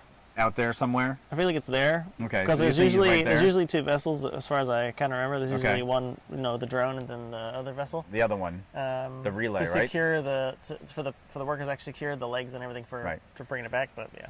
So if you're unfamiliar, of course, this was just a few days ago that SpaceX broke their record for the highest winds that they have landed on one of the drone ships. So they've actually exceeded, I think it was 35 knots, which was one of the things that they were looking to do. So right now we're still monitoring, and like I said, last night we were kind of astonished that it was about 40 minutes before the launch, and they basically said, look, it's going to be unrecoverable, we're not going to be able to make it. So they just scrubbed the launch, and we watched people filter into the room. We were like, hey, bad news. Thanks for joining, but thanks for joining. That was last night. Don't get confused. That was last night. Now we're still on track for this thing to go. So Marcus, what is the payload today? It's Starlink mission 19. They're carrying 60 Starlink satellites to low Earth orbit, so it's an all Starlink satellite payload. If you know much about Starlink, they're taking those to low Earth orbit and polar orbit. So when you see the launch behind us on the screens, the rocket will launch, of course, up, but then it's going to bend to the left on your screen. That's falling north. So that way, and up the coast towards the polar orbit, and that's what we're talking about with the drone ship, is that the drone ship is north up the east coast of the U.S. and that's where the weather is. Yeah. That way, it came through here down here, but it's pretty. I'd say depending. We don't know all the wind limitations they have. No. For upper level winds. I can tell you what the upper level winds are. I know, but what their limitations are for upper level. Yeah, I don't know winds. what But they're- anyway, it looks like. I think it's like I 125. mean, from having seen launches and known about when they scrub them, I think it's still probably good here. But since they do want to land the rocket, it depends what the drone I'll is tell you right and now how what it's the going up there. upper level So, winds we'll see. are currently. But yeah, Marcus, it's to go add more satellites to the Starlink constellation, so we get more of that internet to remote places, and yeah. All right, 54,000 feet. Current winds are at 218 degrees at 59 knots, and the temperature is negative 74 degrees Celsius. Yes, yeah, Jim. That's so Jim. I'll just read it here. So Jim just said he spoke to one of his friends and of his at SpaceX, and one of the reasons why they push back the other Starlink mission was to give the satellites time and space to even out. 2 hours is too close. Yeah, I don't know, without knowing like where they're going to put them all in, like in the actual orbit. I do know, just kind of as you said before, I've seen other launches with Starlink, and just as you said, they do have small amounts of maneuvering thrusters on board each Starlink satellite, but the spacing, as you mentioned, Jim. Yeah, they kind of natural. They let the satellites kind of space out with the momentum they have when they depart the actual second stage. Cool. So that makes sense. They kind of just spill out into that atmospheric realm, huh? Well, not atmospheric, but yeah. But yeah, good call. He got me. You got me. Oh my God. But yeah. And then we went. I know what you're saying. And then we went I get inverted. what you're saying. And then we. Yeah, exactly. Wrong movie, but yeah. Exactly. Why not? Exactly. I'm looking to spool up just a little bit more of the radar analysis coming up here. The weathers. Oh, the WH. Oh, the W. NWS. So we are still watching also some frontal activity, which is sliding across. So here it's just to pretty give good, you an honestly. idea, we are right here in Titusville, overlooking the launch pads, and this weather that has been sliding across has kind of been on this angle that shouldn't impact us unless it picks up speed marginally within the next 20 minutes or so. We should be in good shape there. So Shout that's out one of the from things that we're California. also. Hey, what's Hello, going on, California? How are you? Good to see you. And so we're monitoring that as well as we bring up other information, and we're also still, like we said, monitoring the lightning situation off the coast of the Carolinas for the drone ship. Of course, I still love you. So that's other information that we're keeping an eye on here. And then we have, of course, our live feed cameras, which are focused on the Falcon 9 on the pad as it sits, and we also have a slightly wider angle view. So basically what we're offering for you guys today is a different perspective on a Falcon 9 launch, because basically you could go in and see SpaceX's launch footage anytime you want. We offer a perspective from the average position of standing on the banks of the Indian River to overlook the facilities at NASA and actually watch a real live launch from a totally different perspective. The sights, the sounds, the feel. So if you guys get a chance and you want to see more of this in the future, do us a favor. Go over there and hit like and subscribe and follow us, and we'll be able to bring you more launches and more content and more information. Yeah, we very the much stuff that we appreciate cover here on it. the channel. We very much appreciate it, all the support, and we're excited to be here. So absolutely. Every bit of it. And the other thing is, and here, we also have a live stream show that we do Monday, Wednesday, and Friday. And this is just an accessory to that show. And we always had the ideology that we would take this show and continue to go up. Uh-oh. What the heck was that? What is that guy? Sorry, Corey just interrupted me with a lightning strike that was just south of us, but that's Hundreds of miles away from nothing. just random lightning strike just way south of here, which hopefully that doesn't mean that there's more going on. Matt, no, you didn't miss anything. It's still sitting there. It's still on the pad. So, yes, hello, Matt. Yeah, no, not yet. Nope, it it's has set not to go off been missed. at 10:59. 10:59. So you have 44 minutes from me saying this right now Oh God. in the stream. So 10:59 Eastern time. Yep. So yeah, we're gonna be here. We will be right here. We're Until we hang out. totally screw up the coverage by actually positioning ourselves on the cameras. So look, here's the other thing that we're going to try to do for you. Okay, we're going to try to capture and follow an actual live rocket launch, and we've never tracking like by zooming out and then and giving you a perspective of what it's going to look like, because tracking the rocket with a 44 lens minutes, big yes, enough Sean. that gives you any kind of view. It's nighttime for one, so Yes. it's going to be just a ball of light. But tracking the rocket even in daytime with any kind of zoom that gives you some like what to look at is really difficult. really difficult. So yeah. Uh-oh. Those are Okay. Those are new. So this is kind of one of those other activities that we're watching. Matt Gilbert, greetings from Australia. And so one of the things that I just said uh-oh nice for to see you. was the Very direction cool, that man. we're Very cool. facing is we're facing actually towards Orlando with I've flown with some people. Well, you too. We've flown with some guys that are from Australia. okay, this thing's got to have gone off its bonkers because then they're saying that there's one that might have just struck to the north of the landing pad. Yeah, but what? I don't know. There's some new activity going on around us right now with some of the lightning, and that would be concerning check this because other some one, of this actually. would be really close to the 25 nautical mile window that they basically have around the launch pads. And I'm just going to go ahead and Let me check check the second my, source. lightning. Yeah, ForeFlight doesn't have those strikes, so that's really, really weird. So we'll continue to monitor that because there is I'm supposed not to getting be. here either. Okay, so these might have been misfires on this app, so we'll see. We're Usually monitoring. that's pretty accurate, though. Very accurate, and usually you could that- sit there and watch yeah, these little rings. If you've seen, as Mike brings this thing back up again. Actually, this one's pretty accurate in the sense that the ring, you see that ring like pulsing out away from the dot. That's basically like the sound. That's the sound wave. So it's pretty cool because you can literally like not Very quite well. pretty close. You can literally see like, oh bam, they can hear it on that Yeah. sound wave. So we are actually right by this The Elon bugs. the Elon bugs. They're about to the carry us town of away any Titusville. second. Yeah, they're pretty big in the night. We have some lights so you guys can see us. And the bugs. We're not under a net or anything. We're under a pop-up, a tent, to help keep The bugs away. some of it away. But yeah, the bugs, they're in here. They're in here with us. Ironically, they're not as bad as they were last night. Yes. Currently, I mean, we've seen the bee. We haven't seen Mothra. We had Mothra here last Mothra night. He pretty much buzzed us. knocked over the camera last night, and about carried us away. But that's So So in case you guys just tuned in, and I know for the guys that have been tuned in for a while, we have to do this because part of this is for our channel's growth, and we are a fledgling channel. We've only been around for about a month and a half, but we do have some experience in a lot of experience in aviation. Yeah.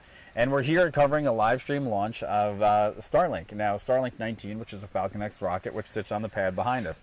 Now, just to say this again, because we're kind of proud of the fact that this isn't SpaceX's footage. This is our own cameras. This is our own equipment. We are doing this on our own. We are not following by anybody else's guidelines. We're actually capturing a live rocket launch like you may or may not have been able to see. yeah, if you And I don't, here I in don't even person, know, yeah. I don't even know if the news runs these launches anymore. Do they? I'd be interested to know if there was I don't know. a news crew don't somewhere know. floating around that You actually mean captured just this. like general local news? general local news. With the show up in a truck. Yeah. I don't know, but I kind of don't. Because think for the manned missions that returned, I remember seeing multiple trucks lining different areas. Matter of fact, there was one right there. Any of the crewed missions, the coastline is just amassed with press and people, and everybody's excited, of course, about manned missions. So Yep. since we just saw the kind of the return of manned missions from U.S. soil last year. Yep. So that's From this exciting. very location. Well, right here. Yeah, Yeah, right there. Yeah, And but we actually we were watched here it from watching here. it. Yeah. The manned mission we watched from here as well. Hey, how does an astronaut go to the bathroom in space? In a bag? Yeah, so you're about to see a pilot go to the bathroom in the house because I Oh, yeah? gotta go to the bathroom Okay, before the alright. launch happens. Alright. So I might have to leave you here in a few minutes. I'm gonna do my best, but yeah, Well, you got I got time. minimum 40 minutes. 40 minutes. I think I can So, handle that. It's, but then that's the okay. We had a nice launch. yeah, Click bye. I don't think we're doing that either. So no, not gonna it'll be a running out few the minutes door. past, obviously. yeah, we'll As hang we- out as with we you chat guys and hang out and with you chat guys. and whatnot. So any other greetings from Australia? I missed that from Australia. Yeah, Matt Gilbert. He's so Is that one? Do I know Matt from somewhere? The name sounds familiar. Don't want to have an on-stream emergency. Yeah, That's no. that's unadvisable. Yeah, that would be That's sad. declaring an emergency. Eject. You bring back bad memories of a flight coming out of Denver, Colorado, where we actually had a pack failure, and an anti-ice failure, and a bleed failure in icing, and we couldn't get Tell out them of what it. a pack failure is. Okay, so basically, if you're not familiar with jet aircraft, is when you're on you're on an airliner, right? Basically, they have to force air into the cabin to reduce the amount of the air is less dense as you go higher up in the atmosphere, which means if you actually opened up your lungs at 30,000 feet, to breathe in, there isn't enough pressure to fill your lungs with air. You would basically do this. And like a fish, you would expect air to flow in, but it wouldn't because we're basically bottom feeders. What ended up happening was we were departing Denver. We had a full plane of people on board. And as we climbed out, we hit ice. And basically what ended up happening was we get the hot air that escapes part of the engine is used to de-ice the actual tips and the stabilizers of the wings of the airplane. What ended up happening was the bleed valves, when they opened, one had a leak, which meant if it stays open for too long, there would be an imminent fire. And so that means that immediately you have to return and go back to the airport, which means you have to stay in the icing. And then you also have to turn off that pack, which means there's less air in the cabin. So that was a whole shit show. That was about a year. Actually, it was about a year ago this week that happened. Whoops. And that was no fun. So it did not make for a great day. Let's put it that way. Yeah, that was kind of like a 5-hour maintenance delay, and then we almost got stuck in Denver. That was a whole nother thing. So yeah, emergency. That's the last time I declared an emergency. Didn't like it. It was no fun at all. I can imagine. Yeah, that was. Can imagine. And then the only one was a precautionary landing with Andrew. Oh yeah. Yeah, there was that what one. happened there? Vibrations. Oh, vibes. And the helicopter. Yeah, that was a different one. I had a partial engine failure from hover, and then. What else did you have? I mean, birds. I don't want have to downplay bird strikes, but Yeah. I don't know how many bird strikes we had. Legit, two of my bird strikes. I've had like 3 or 4. 2 of them were legit. I'm in a hover, and the bird runs into me and hits the blades, of course, and just gone. And I'm like, feathers I'm everywhere. here on the ramp. I'm like, I never hit a bird. We hit a bird strike. We have to Never hit a write bird. this up. So. Thankfully, never hit a bird. Thought we hit a bird. No, I got rid of one on spot 8 in the 44. Same thing. I was hovering there, and he was on the ground, and he took You never off. had a precautionary landing in a helicopter, ever. Oh yeah. I had one precautionary landing in a Cessna once. Chip lights or whatever. And No, that was the one we were trying to climb out of over Daytona, and the spark plugs were fouling because there was oil leaking in to the spark plugs from the actual engine because they didn't service it right. And we're both sitting there. I was with Max. And we're trying to climb over 6,500 feet, and there's towering cumulonimbus everywhere, and Daytona wouldn't clear us out in a certain area, and then the engine is sputtering. We're like, we're turning back. Jim's got some news. While we're blabbing about old pilot Okay. stories, Jim says, okay, I'm hoping for the best, but we're going to have some strong storms and possible tornadoes coming through North Carolina, sweeping off the coast, which doesn't make recovery zone favorable. Shut your mouth, Jim. Nobody wants to hear that kind of bad negativity. No, we're just kidding. We know. We've been watching it. Yeah, we appreciate the input. Because you're up there. We know where you're at, and basically if you're looking over here where... Yeah, here we go, yeah, and they said because they would have no time to strap down the rocket because it would still be too hot. Yeah. Yeah, exactly. Yeah, I mean, I appreciate the input because it's kind of like deja vu, watching last night. It clears up nice here. It was pretty bad here earlier. Yeah, and it was nasty and here as earlier. we look northeast, it's actually looking worse than it was earlier. Yeah, it was no fun. We're still obviously monitoring, right? I have not seen anything from SpaceX nor anywhere else on the launch being changed. Right. It's still 35 minutes from what we know right now when I'm saying it. So 10:59, excuse me. Sure. So yeah, we're still on course and on track. Keep on carry on? How's it go? Center of the state where I am, but it's coming through. Understood. And look, and that's this frontal weather exactly. that's been passing through has been pretty bad lately. Yeah. So unfortunately, we're dealing with that as well. But it looks like we got really framey after that. After that one. What's that? We just got framey because all of a sudden I lost a little bit of the control over there. I don't know. Everything just got really slow. Really slow. Yeah. Yeah. Actually, what is happening? I don't know what is happening because I got a greenie over here, but Was that because that's not doing it anymore? I don't know. We're just gonna have to. Oh, that lightning's pinging now. It is. Maybe kill this page. I am trying to kill this page because it looks like it's been sucking down resources. Mothra's back. Oh God. If I could actually get the mouse to actually scroll to the point to actually... Yep, there we go. It's gone. It left on its own. Oh no, it's back. Well, that's no fun. CPU's at 95%. Yes, we can see this. All right, so we are having a slight... This is the thing with the... YouTube 7 yeah, Matt, I We're seeing that. We're seeing that. We literally didn't change anything. But we will change something right now, so give us 1 second. I'm going to kill Oh yeah, I'm gonna just turn those maybe windows weather down. service or something. I don't know. Yeah, hold on. This is the thing with live location streaming. This happens, and we didn't have this happen last night because we really didn't push the Yeah, you're 95% CPU. push the envelope very, very much about what was going on with the software and the computers because we didn't have all the cameras operational. So it was just a small little thing there. But give us a minute. I'm just gonna crash this really quick. Let's go. Let's go. Come on, sweetie. OBS can be finicky. So when you're live streaming, you know, when you throw at something, there can be finicky moments with it. And what I'm just going to do is see if I can recoup that for a moment. Momento? Un momento, por favor. Because your CPU isn't that warm, but it's running pretty fast. Uh-oh. We just might have had a cataclysmic shutdown of the OBS. Let's see. Nope, it's coming back.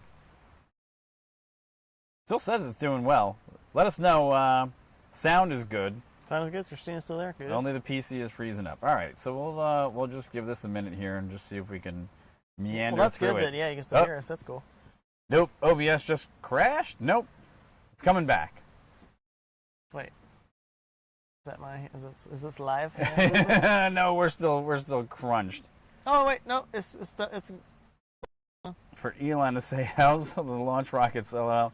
But hey, Stupid hackers and pacemakers are attacking you in YouTube. The hell with it, launch the rockets. Yeah, right? Stupid hackers. Maybe. So that was going on there. That's kind of interesting. This is all fixed. There we go. We're back. All right, so it looks like that's going to be... you guys got it? That was so weird. We're back. Hey, it fixed it. So here's... You know what it wasn't doing? Wasn't charging through that... It wasn't charging through this port. Wow. This is the second. We've had trouble with that thing before. This is all right. Well, hey, so we're to lose some of the extra screen, activities there. You can see again. We can see you again. Thank you. We're happy that you didn't have to just listen to the nice rocket launch. That would have been sucky. That would have been less than Well, guess what? You're gonna have to be doing all the side scroll stuff now. So. That's going to be fun. Oh, yeah, I'll look at all the other stuff. Which you can... Actually, I could minimize this and then keep just with the show running. Yeah, actually. They're back! Right? We are back. Thank you, Sean. We have returned! We have returned. So basically, okay. Yeah. So here's... Give them the rundown. I'll give you the rundown. So last night, if you guys tuned into the live stream, we had the ambitions of having 3 cameras, which we actually do tonight, which basically last night, we were running a show just like this. Unfortunately, we're doing it with 1 camera with a lens that wasn't quite as sufficient as in what's on that Canon Mark D right now. Right? So what ended up happening was we were kind of muted in our abilities to really cover things, and it sucked. So the delay actually gave us a chance to come back and reframe everything, put things back together. But what was happening is we do have a second monitor, and apparently so we have 2 docks. This is an AUKey dock, okay, that goes right into the dual C ports on this MacBook Pro, which is a fantastic i9 super monster MacBook Pro.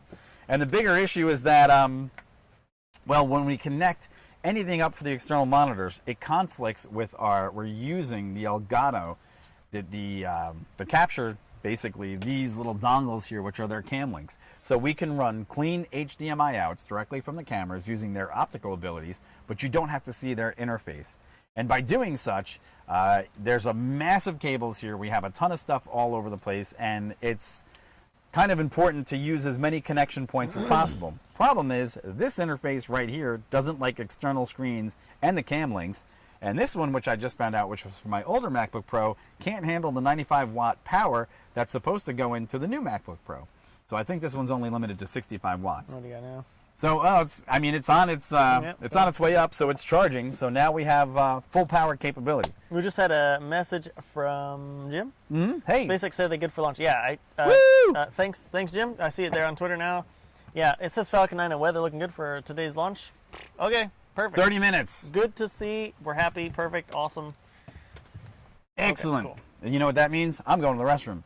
Sounds good. I'm leaving you all by yourself. I'm going to put you on the try shot. The try and you can go right and enjoy that. Is it still and if you guys haven't, we haven't said in a while. Yeah. What's that? I'm just taking focus. It looks pretty Looks well still pretty focused. Yeah, cool. And if you haven't, in a while, we haven't said it, but please like, subscribe, follow by all means. We appreciate all the support. Everything that you guys have been doing so far has been fantastic. So it looks great. We're excited to share this with you. And if I'm any more excited, I'm going to wet my pants, so I have to go to the bathroom. Well, I'm going to the lab. You should go. You got the controls. I have the controls. You have the controls. Is the stewardess coming in or just me? Just you. Okay. Usually we'd lock her in here with you, but I'm out of here. Peace. That's what I'm asking. Okay. No, yep. Just kidding. All right, cool. So we're here. We're riding solo for the moment. Launch looks good to me. Yeah, thanks, Matt. Yeah, we're also really excited and hoping this goes up. Everything does look good. I mean, if they think the weather's good, perfect. I'm happy that they're thinking the weather's great. I do now that they say that, Jim and everybody else. I'm wondering where the drone ship really is. I would be curious to see. Because there's still quite a bit of lightning up there by the Carolinas. Quite a bit of lightning up there, actually. The wind is, just a few moments ago, the wind was kind of dying down, but now it's not too bad. It's kind of picking up a little bit again. I know we talked a bit earlier that it's really nice when the wind is coming from behind the rocket towards you, so it's really blowing towards you, and you get a bit better sound of the rocket itself taking off. We do have a shotgun mic on the big camera, the big lens, that I've turned off right now, but we're going to turn it on when the rocket launch comes a bit closer. And we're going to make sure, I'm going to ask Mike when he gets back to make sure we can try to get that audio feed in from the big camera. And it's still pretty far away, but we'll see. I mean, hopefully it comes in, and we can get some decent audio for you guys. That's part of the part that's a bit unfortunate, right? That since you guys aren't here in person, you can't really experience the sound that really comes with a launch in person. But it still should be quite good. It still should be good, yeah. So let me go down here and check. They might have moved ahead of time, maybe down to South Carolina. Yeah, exactly, Jim. Yeah, it might just be in a different place than where it would normally be for a rocket or a launch going that direction. So we'll see. Hey! Yeah, welcome back. I was just talking to them about audio with the wind, but also talking about the audio for the launch. Okay. I don't remember if we did or not, did we see if we were able to pull the shotgun mic from this camera? As an audio source? Feed? Or do you think we should maybe move the shotgun mic to the GH5? Because that'll be tracking not tracking, but I mean. Actually, the best thing to do? I do not. That's why I'm asking. Just pop the zoom. Take our lab mics, put it to the open mic on the zoom, and that'll pick up all the shotgun. No, you don't even have to. You could put the shotgun into the zoom. So we have another interface here. Oh God. Which runs our microphones, which is our zoom, and this is basically running to our lab mics on our chest. And if we want to get the proper audio levels, and again, because we're novices at actually what it's going to look and sound like to you guys, because we can't actually hear what you hear. We can't see what you see, except for what we're seeing from OBS. Mm-hmm. So we have to kind of go off of what the equipment that we have is. And we do have pro-grade equipment. It's just that, again, assembling it for the first couple of times and getting used to putting all of it together, it's a challenge. So we don't know exactly what sound you're going to get. In a portable. Okay. So we have basically created a live stream studio right here. Under a tent. With 2 MacBook Pros. And about 3,000 bugs. Yeah, 3,000 bugs. iPad, extra monitors. I'll post some pictures maybe for the live stream on Wednesday so you guys can take a look. I did a little pre-video of it. The winds when they were super high. It was kind of crazy. So to set this all up takes hours. So this is not like we just took this stuff and just, haphazardly put it together, but we put it together in the best way we knew for the remote stuff. But I'm going to tell you what I'm going to do. In the studio that we do the live stream show from, for the most part, we have an Elgato Pro dock. And I think I'm just going to purchase another Elgato Pro dock because we never have power issues. We never have link issues. We never have any issues like that. So, and that's just going to have to become part of the road going equipment so we can run more of the stuff that we want for the show. So as it seems like we're under 25 minutes now at this point, and we're getting ready to launch. If you've just tuned in, if you get a chance, please like, subscribe, and follow, as we are doing this without the additional help of anything from SpaceX. These are our own cameras. We're covering this live for you. And the shots that we have for you at this time is we have a Panasonic GH5 with a zoom lens. That is giving you this wide-angle shot of the launch pad to give you some reference between that and the vehicle assembly building, which sits behind us, actually right in between our shoulders.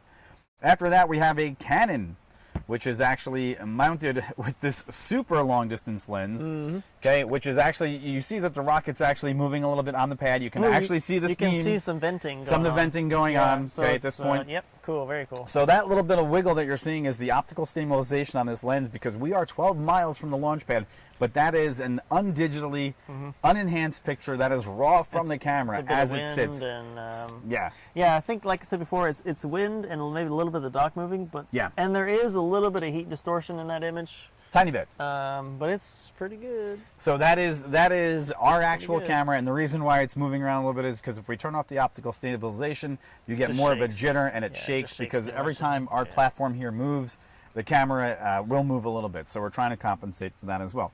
And then we have the camera that is actually looking at us with a couple of lights that are actually looking back in the other direction.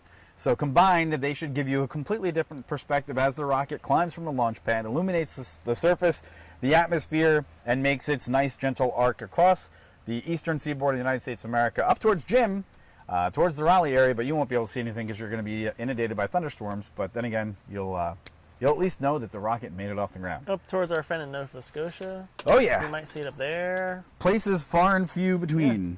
You know, I always find a way to take the lavalier mic and put my my chair right on top of it. Just wrap it up there? Yeah, we know. We'll finally figure out cable management at some point as well. Nah. It's temporary. So here's the secondary thing. How are we gonna make the countdown? What? Are we gonna say our own countdown? Just like New Year's? We just make our own? No, I'm just saying. How are we gonna? You got that countdown? You got that countdown from the other show? That's a count. Does that count up? No, it counts down. Yeah, but I didn't put it into any of these scenes. That's kind of corny, Chad. I'm not sure we want to do that. I could. I mean, I would just have to start it on the exact time. So here's the difference. If we were to even take SpaceX's launch footage, what you could do, what is you could put a timer in that just counts down to the time, 10:59. Oh no, that we could do, like but that's going to be a little bit of work. I just came up with an idea. What you could do is on your computer, you could bring up the SpaceX feed. You could leave the audio live coming out of that. It'll get picked up on the microphones here. Yeah. I could also import. It'll be probably a little delayed, but yeah, I have it ready to go. And then they don't go up yet, so they go up in 15 minutes. Yeah. So the SpaceX feed, and then you could get the audio sensation of their little overlay and so on and so forth. Then and now we're seeing the fueling begin on the rocket. No, I think it's been going on.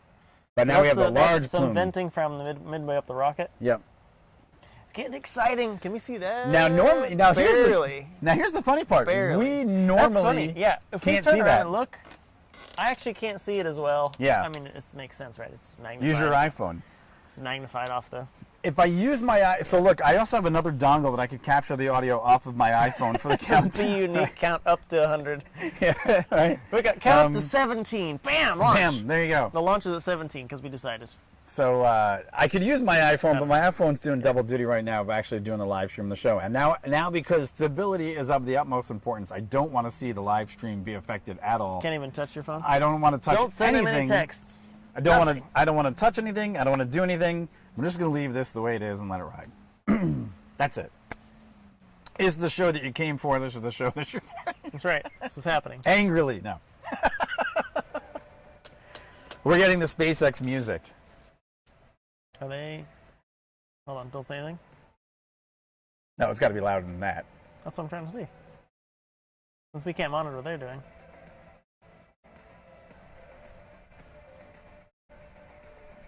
All right. Not bad. I mean, we don't want to we don't have the whole show from them either. No, well, I mean, obviously we don't. And the difference being is that we also don't want. Now, here's the other thing that we have to monitor: is we're monitoring the live stream. If YouTube senses that there's copyright material inside of it, it'll flash up on my monitor over here. Then we have to cut their feed. But look, here's the other thing: is if you go and you watch SpaceX's live feeds, they don't have any copyright material in the bottom of their actual descriptions, which means, for the most part, it's usually eminent domain. Everybody has the opportunity to use it as they see fit, which is nice of Elon Musk to share it, because obviously he's not a fool and he knows how to get free publicity, which this is basically free publicity. Thanks, Elon. Yeah, but we're all excited about it. Yeah, I mean, send us Starlink. Help our fledgling channel out so we can have massively better, throughput. SpaceX, and Elon, if you're watching, we'll share. watching from the coast Mm-hmm. and excited about launches. We'd like to try Starlink to mobile broadcast your launches. Yeah, and we're about a minute and a half from picking up their live feed, which will be interesting. So thanks again for tuning in, for everybody that's here with us. We appreciate it so much. As you can see, the rocket is now going through its venting process, which is Topping off its eggs. Uh-oh. God, it's on me. Oh my God, Mothra.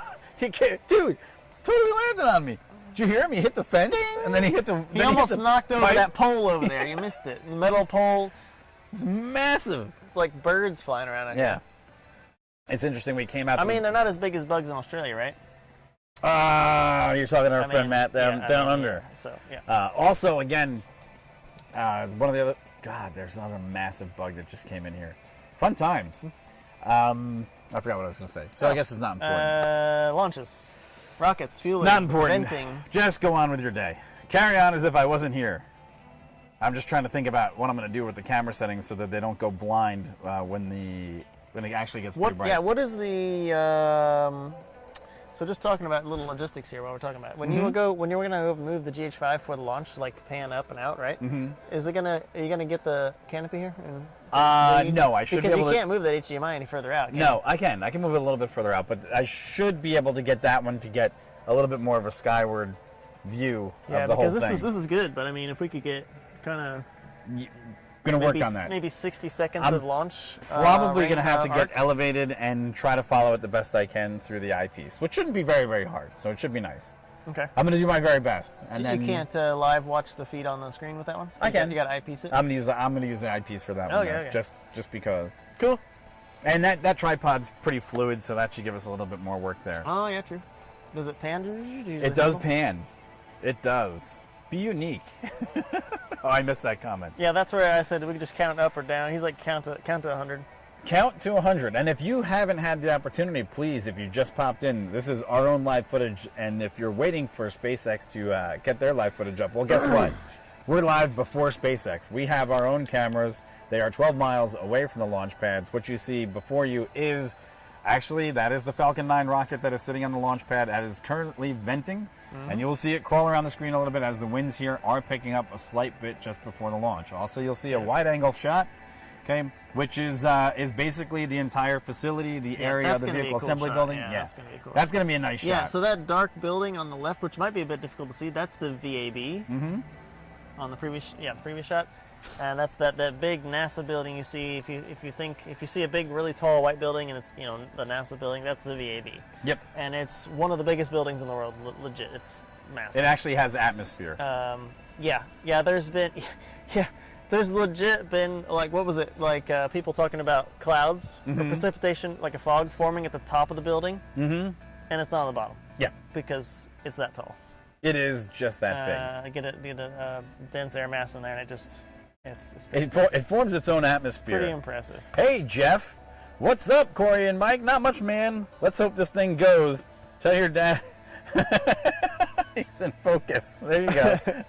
Will do. So, what's up? Officially better than SpaceX. I guess we are. Hey, SpaceX's feed has not gotten There's up just a yet. bunch of stars there. I mean, they got some tunes, right? Yeah. But are you? Oh wait, you're not all the way on the slid up on the live bar. You got to slide more. Refreshed. That's weird. They said, "Up." Their feed Literally feed is going live. It literally just went live. So, come on, it's on auto. We are excited at this point. Oh my gosh, it's going to be delayed. No, it's not. Are they really going to delay this rocket? No, the feed. Oh, it's okay. 3, 2, 1. This is a replay. Don't get excited. We have 12 minutes and 37 seconds currently on the clock. So that gives you, if you've been sitting here for a while and you haven't had a chance, just slide your finger up onto the like button and slap that little like button so you can go ahead and like this video. Did you just get a bug in the eye? I just took a 747 to the eyeball. Watch out. Whew, man. All right. So the SpaceX feed is live. I could go to their feed, but I'm not going to. I'm going to stay with our feed. Yeah, I mean, yeah, this is why we're here, though. Is We watch are. our feed, so. This is their fifth launch of 2021 already, and we're only into the Yeah. middle of Yeah, February. I think they had 40 launches scheduled for this year. That's going to be pretty intense. And you could hold our feet to the fire to be here for each and every one if you would like to like and subscribe. I believe space is going on, Jim. Yeah. Yes. Oh, yeah. Oh, now I'm getting yes. excited. Yeah, no, this is going to happen. I'm like, And the wind is perfect, so hopefully, oh, yeah, we should get some good sounds. we should get some good sounds. Now the question is, are we going to? I think we should probably just leave both lavalier mics on the desk at like T-minus 2 minutes. I'm going to go in with the double shots, eyeball that one out, and then. Yeah, I agree. I mean, I'm going to at least turn around because I want to go out there and watch. But we're not like taking away from you guys at all because you're going to have both cameras still there. So wait, so I'm working that camera, but you're not going to work that camera?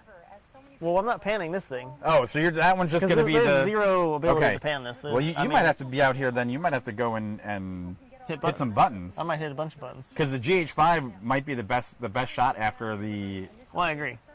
Because actually, we're going to see the launch on the big camera. Well, you know, and then maybe when it leaves the frame, then honestly, it's going to have to be GH5, Yeah. and then I'm probably going to have to get up and go work the GH5. So I I'll agree. probably I drop. agree. I'll drop my agree.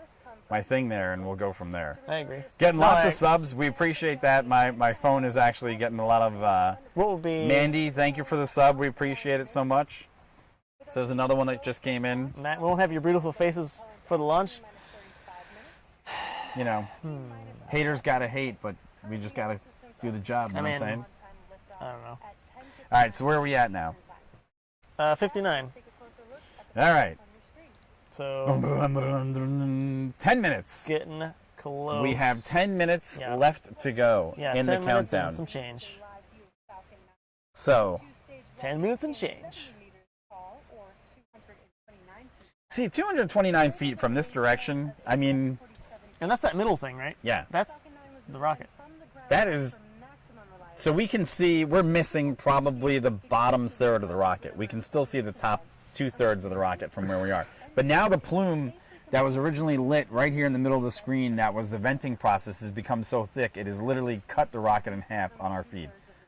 Yeah. So there's that. So I'm just seeing if we can still pick that up on the GH5 feed, and actually you can start to see that little cut in the rocket on the GH5 feed as that venting process what happens. might be cool is because we wanted them to see the GH5 So feed. Yeah, so that should stay up. yep. So then And then once this goes away, we go to that feed. yep, just go here GH5. So that's it. I guess we'll leave us on the screen. That's what Matt wants, right? Matt, you want us to stay on the screen? Do you really want us on the screen, Matt? Or you want like a full screen? The interesting part is that I didn't create a GH5 complete in and of itself camera shot. Like all by itself? There's only Well, it's in the feed here somewhere, right? it is, but you just have to take the eyeball off of us on this one. So I can do that. that's fine. So there we are. That's the main feed right now of the Falcon 9 as it sits on the pad.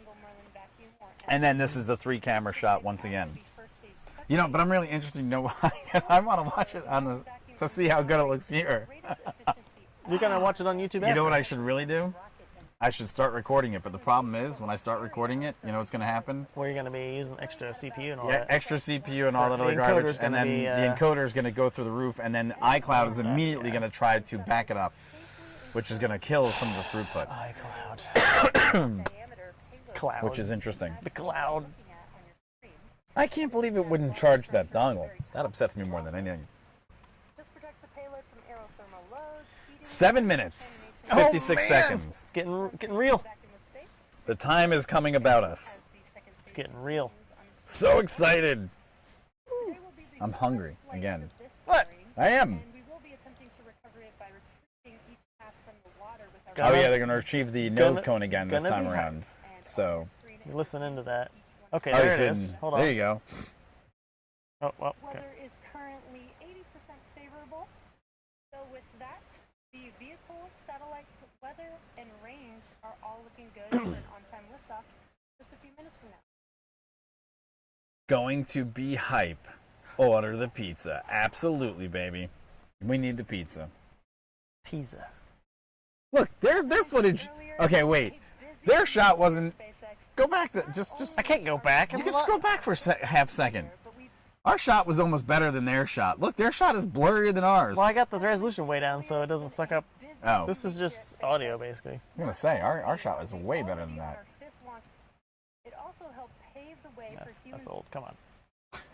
Get I caught dragged up it over and it's like get- she just completes the sentence. Come on. 7 minutes, and they're saying. So I can tell you, we're at 6:41. There, that feed is so far behind. That's what I'm saying. We're at That's 6 minutes and Hey, they're 35 talking about seconds. Inspire 4. 6 minutes 35 seconds till Starlink 19. That's what I'm saying. You're going to see it launch on our screen before. You see it on Theirs, theirs. probably. With any luck, that's what's going to happen. You're going to be able to flip flop. Don't flip flop though. Stay here with us because you're going to be able to see it. It's pretty See what it's close. supposed to It's do. pretty close. 7 as minutes well. 4, and it's 6 minutes and 17. 52. Yeah. I've got 6 minutes and 14 seconds until the launch, and the feed here coming in on YouTube is 6 minutes That's what and I'm saying. 55 seconds. Yeah, it's a bit. And I've watched it before on my phone, and I've literally been looking up in the sky and Yeah. shut my phone off and So, been like, it's already in the air, and I'm watching that's the a feed. random thing that maybe only people that like live in the area like kind of understand is if you want to watch these launches and you do follow them on on YouTube or wherever you watch them, like keep track of the time it's supposed to launch Mm-hmm. because that's when you go outside. Don't watch the feed. Yeah, If 'cause it's you'll miss supposed- it. If you're 10 minutes out on the feed and it's like we're still a go, then like look at your watch. Okay, it's supposed to go at 59. Go outside at 57, 2 minutes before, because I have been caught out once or twice over the years and been like, oh my god, I can hear it. I can hear it. It's still on the I can hear pad. it. It's still there. So that's yeah. All right, I'm gonna have to get up and do work here in a minute. We have 5 minutes and 20 seconds, so I'm gonna go here and take this lav out, so I'm ready to move. I'm just gonna clip it on the exterior this time around. Jeff, where's Dale? He is like 50 feet that way, doing some time exposure stuff. 144 would be blurry. LOL. Yeah, there you go. Order the pizza. All right, so I have to keep this open at this point because the timing just keeps. We got 4 minutes and 48 seconds for those of you who tuned in. So if you're just tuned in, this rocket is a Falcon 9. It is Starlink 19. It's about to deliver 60 satellites into low Earth orbit. It sits behind us on the launch pad here across the Indian River, 12 miles from our vantage point. We have 2 cameras sitting here giving you both the wide-angle view of the vehicle assembly building and the launch pad itself, as well as the close-up shot of the rocket as it look sits. at it. Look at the venting. That's pretty cool. Okay, it is venting currently on the pad, Pretty cool. Pretty cool. and it's pretty cool. So we do have our cameras Oh ready to my. go at any minute. Hello, Levi slash. Levi, Sister. what's going on? That's sister there. Thank you. Oh, hey. How's it going? What's going on? What is up? Hopefully you're staying warm. It's a little bit warmer here, but I won't a lot go. I won't warmer go here. into that because I'm sure you're trying to stay warm. 3 so minutes and keep 57 doing that. seconds. But yeah, we got a launch here. It's going off at 59. So yeah, we've got a few minutes. So if you're just joining us, thanks for joining. We're I know Mike went a little bit through it right there a second ago, but we're just literally 12.5 miles just across the water from the launch, and we're happy to be here. We would kind of be out here anyway, looking at the launch, and is excited to be here. But we're happy we could bring you guys along too. Hey. So there you go. Welcome from Cocoa Beach, ex-boss. Welcome. Hey, if you get a chance, Excel remember, boss. go ahead and Welcome. like and subscribe. We're sitting here across the Indian River. We have our 3 cameras working this. And what should be interesting is if this camera goes up, Corey, Launch guess hard. what? It should actually show up on this camera too. So it'll be Sorry, on what? actual 3 shots. Oh 'cause yeah. You'll be able The to see it. ZV. Yeah, you guys will It'll see be it. like- That's why we framed it this way. Yeah, it's gonna it should be be literally right between us if we've done our homework It's right. gonna be pretty far away, of course. I mean, because that's zoomed out to get us in the shot.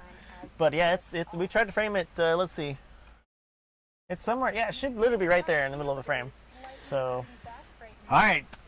2 minutes, 44 seconds left to go here for Falcon 9, the SpaceX Falcon 9 that sits on the launch pad. This is Starlink 19, and this is what we've been waiting for. We've been So 2 nights of thunderstorms, close. bugs, It's like 8 hours winds. sitting here, like Yeah. on stream. Yeah.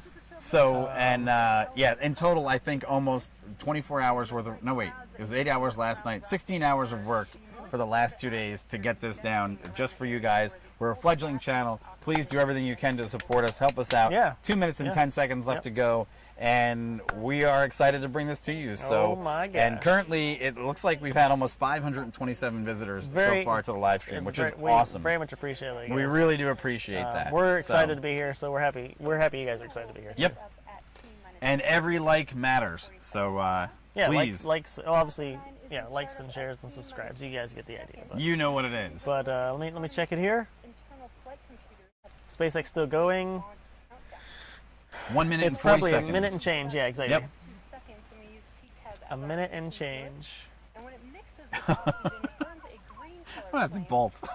I have to like run to the other. into the thrust All right, so here's what I'm gonna do. Yeah. We have 1 minute and 26 seconds. So I'm gonna turn around and I'm gonna put the mic. Liftoff On Falcon over 9's here. first stage has thrust greater than 5 747 So you should be getting some airplanes audio at full from the power. SpaceX feed, which Okay, actually is gonna be stand by. delayed. 700 gallons So we're of leaving on this fuel one, per right? And then we're second. gonna go to the GH5, GH5, which and is then we're gonna down. take away the eyeball. Yeah, if you want to, at some point. Issues on the rocket. Yeah. Whether Okay. And that's it. Amazing. And then Amazing. we'll come back. We have 1 minute. Cutter Morse, never seen this before. Well, we are And you just heard excited. that We're call glad, out that Yeah, very happy glad to you're bring it here. to you. And Loading yeah, is so complete. yeah, we're legit less than a minute. So if you just go to In a few GH5 on that seconds one, from now, Yep. now that that'll bring it oxygen all together is for you. complete, Amazing. we'll clear out Yep. that So I'm gonna watch box it on the big line camera for you on guys, the the transporter zoomed in right there, so camera, you'll and see once it some leaves that venting frame there. a second or two, we'll switch to GH5 and then go and you from could there. lower the SpaceX feed at this point because it's going to be so far behind. Their rocket sound is going to be way too loud. Well, I'm gonna keep it up after Yeah. when we come back and sit down because again they're gonna try to land this not here, but they're gonna try to land the first stage pretty far northeast because of the way that the polar orbit's All right, going. 29 so we'll seconds. keep track of that. Here we go. I'm going to leave my position. Do Go it. man with the cameras. Do it. Dun dun dun. Oh my. Oh my. This thing better go. All right. Okay, Falcon 9. So just running you guys through some stuff. Falcon 9, the rocket itself is in startup. That means that it's operating on its own internal power. So it's now kind of automated. It's running its own show. So it can also cancel its own launch if it detects something out of parameters. But that's kind of what's going on now. Time? Should have gone. I thought. No. It should be pretty soon. Yeah, what's your say? 44-second hold. Great. Stand by. Let me Go put for launch, the. so let's listen into the terminal count and watch as Falcon 9 I'm gonna takes turn their our volume just so stack we of can see. Starlink It's satellites got a little bit of into hold. orbit. Hold on one second. T-minus 15 seconds. 25 seconds. 9, 8, 7, It's going. 6. Here we go. It's going.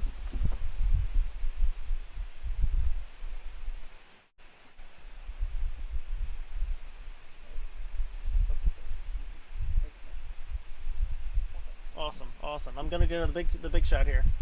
You ready for the GH5? Not really, because it won't focus. Just go manual and zoom out. Yeah. It really doesn't like that. No. I mean, it's funny because you can see it behind me. It's still there. There we go. Hold on.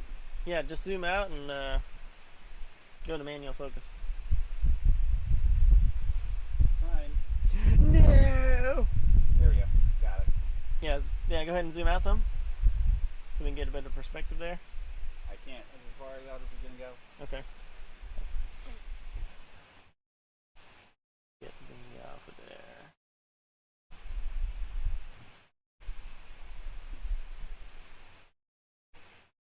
Going through the clouds. There's some light layer clouds there.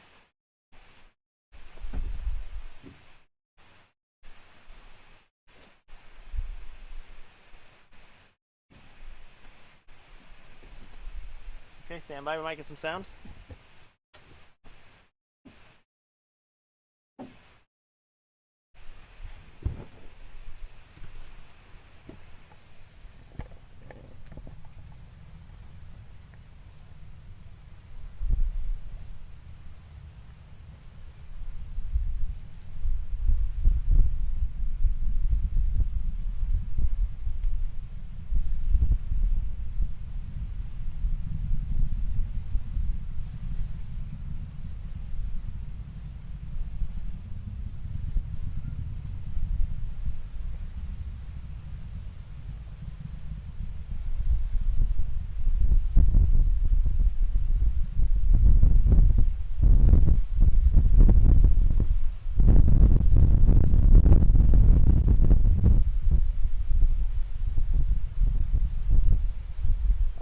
couldn't hear that, but it's pretty good.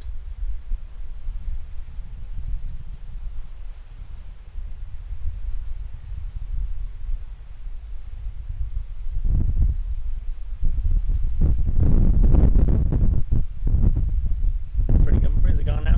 Yeah, it's in the clouds. Okay. Trying to see if it's going to come back out. Right. I'd be interested if you guys could pick up that sound.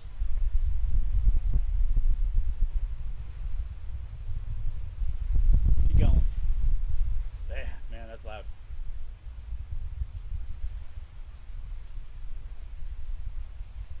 Awesome.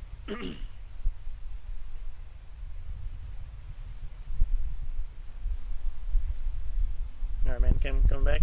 Yeah, that's all she wrote. Very cool. Still getting some sound. Oh yeah. All right. Yeah, well, that was going to be a challenge. I'm tracking them. Tracking them is always a thing. Watch the HDMI in here. Yeah, there you go. Yeah, I got it. How'd it look? Oh, it was cool. Was it really It cool? was cool. Yeah. That took a lot more It was work than I cool. thought. It was cool. Hold on, I want to see if this really. Yeah. All right, so I had want the to see if the audios are actually picking up. stage 1 cut off.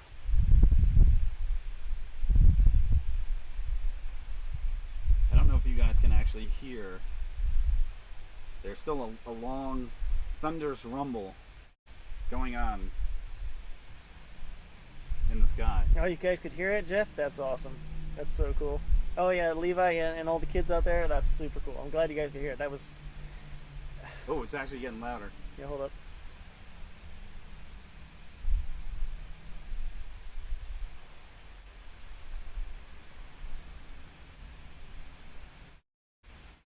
We can hear it, yeah. Okay, I'm sorry, I missed some of the comments as we were watching it here. I think we don't. Yep. Odd enough, SpaceX and we were identical launch time. Oh, we have a little bit of delay. Yeah, okay. I mean, that could certainly be true. All right, cool. All right, awesome. Separation confirmed. Yeah, that separation going on. So, do the SpaceX rockets actually get to orbit? The rocket itself, the stage 1, does not. It's so if you know how the rocket is kind of like Still getting rumbled put together. Yeah, it's actually still rumbling a little bit. The stage 1 is the first part of the rocket that actually you saw in the camera that we shot, that we see, and it's actually lifting everything off. And then the upper part separates, and there's a second stage with another rocket that actually has the satellites on top with the fairing covering the satellites. Mm-hmm. And the second stage and the first stage separate, Still and thundering. the first stage comes back and lands. That's what's going to be landing on the drone ship to the northeast, and which we'll never capture because it's way downrange now. Yeah. It actually disappeared in the clouds, so But I tracked it as long as I could. But then the second stage keeps going, and the second stage they did not recover. But the second stage also doesn't stay in orbit because that would just be more kind of space trash. They don't need it up there, so it deorbits and just burns up in the atmosphere. But yeah, so no, the first stage doesn't stay in orbit. Well, neither the rocket stage will stay up there. So here's the suggestion for the next time that we do this. Okay, so a couple things we figured out. Super cool. So actually, right after it goes to launch, right? What we should do is, as we go to the GH5, we should go wider on that one. We can't go wider on that one. That's a fixed lens. So you can't even zoom out at all. This is a fixed lens. That's it. Okay, so we can't. It's a fixed lens. Guess what we're gonna have to do, Corey? We're gonna have to get a third camera. Believe it or not, we're gonna actually have to get a third camera because what I really want to do is I can't zoom out that lens any more than what I was at one point. Yeah. And the problem being is that as you tried to zoom it out, right now it is zoomed out on the GH5 as far as it will go. Yeah. And once it escapes, it's gone. Yeah, it's yeah, like yeah. you're. I mean, we're growing the channel, right? We're gonna But we're gonna get a wider angle lens. First launch we capture with this equipment. So yeah, we're gonna keep looking and make and try to do some better stuff. I'm glad you guys could hear it. Hopefully you got a good shot of it lifting off the pad with the big zoom. Did you see it? Was that really Yeah, cool? was, I didn't see that. Cool. Yeah, all this lit up. And it took I off. didn't see tons nothing. of exhaust and everything, steam. It was super cool. Yeah. So there you go. That is a live. I think for the we might be the first YouTubers that actually might have live streamed one.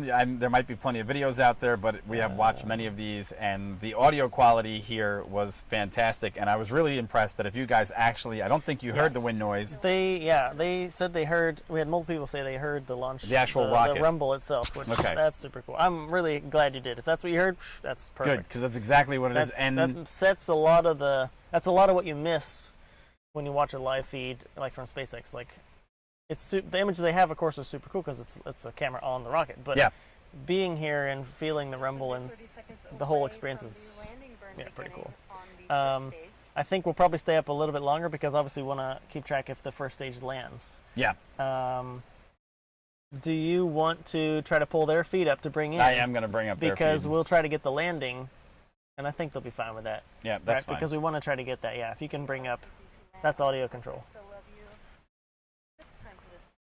Because if we can get the first stage landing, that'd be super cool. All right, so let's just see. And you can just if we've got ours going up. What do you? This is the SpaceX audio mission control audio. Bro, oh, that's a totally different feed. Yeah, that's what I'm saying. They've got the audio feed. Hold on, wait a second. second. The landing is. Where's the landing is coming up pretty right soon. now? All right. Pretty soon. Still birds on the ship, so that's a good sign. That was the other feed, so which is Starlink mission. There we go. Yeah, go to that. There we go. Yeah, do that. That's perfect. You got the audio from that too? I can. I'll mute this. And it does look like can you put us in there? Well, yeah, we are in there. Don't worry. We're there. Oh, good, cool. Well, maybe can you move us around? So we're not in that, because that's literally where the landing's going to happen. No, Take us off. Take us off. There it is. That should be all clean. That should be SpaceX feed at this point. If we don't get booted, then there's that. They did not recover it? Yeah, the landing. Yeah, I think they, just like he said in chat, I think they missed it. I think they didn't land it. Would it go in the water? Yeah. Yeah, we're past landing time. It's interesting how they usually cut off that. Well, look, we're past landing. Yeah, now you can see you can actually see really well here where that spot is, that stage landing, which we should note for later on. What we estimated. Yeah. But yeah, I guess we can probably cut away from their channel because so just as you guys maybe are watching the other channel too, or this one now, as we have it. Those are the Starlink satellites there. We won't stay on their feed too long, but basically the second stage with the satellites attached, with no fairing now, but with the satellites still attached, is coasting because they have to coast a certain amount of time to get to the proper height and altitude in space where they want to deploy. And then they'll probably they usually have another burn. They're going to have another burn too on this one as well. So, but that's like 45 minutes away or something. So there you we go. Won't hang around for that, but there you go. I mean, hopefully we brought you guys something of a different experience. We've got work to do. Is that you? This is me. Oh, that's you. Oh, you're. It looks fake. It looks fake. It doesn't even look like it's real. I'm just watching a little bit of the playback on our feed. Oh my God! That's actually yours, came up. And this is me, but yeah, it literally looks like I just photoshopped myself. Wait, go back a little bit because I want to see when it actually leaves the pad. Like how that actually looked. We're actually looking at our own live stream as we captured the SpaceX launch from our cameras, not SpaceX's cameras. This was our feed. I disappeared from the table, obviously. Poofed. Corey came back and manually worked the last bits of what we needed.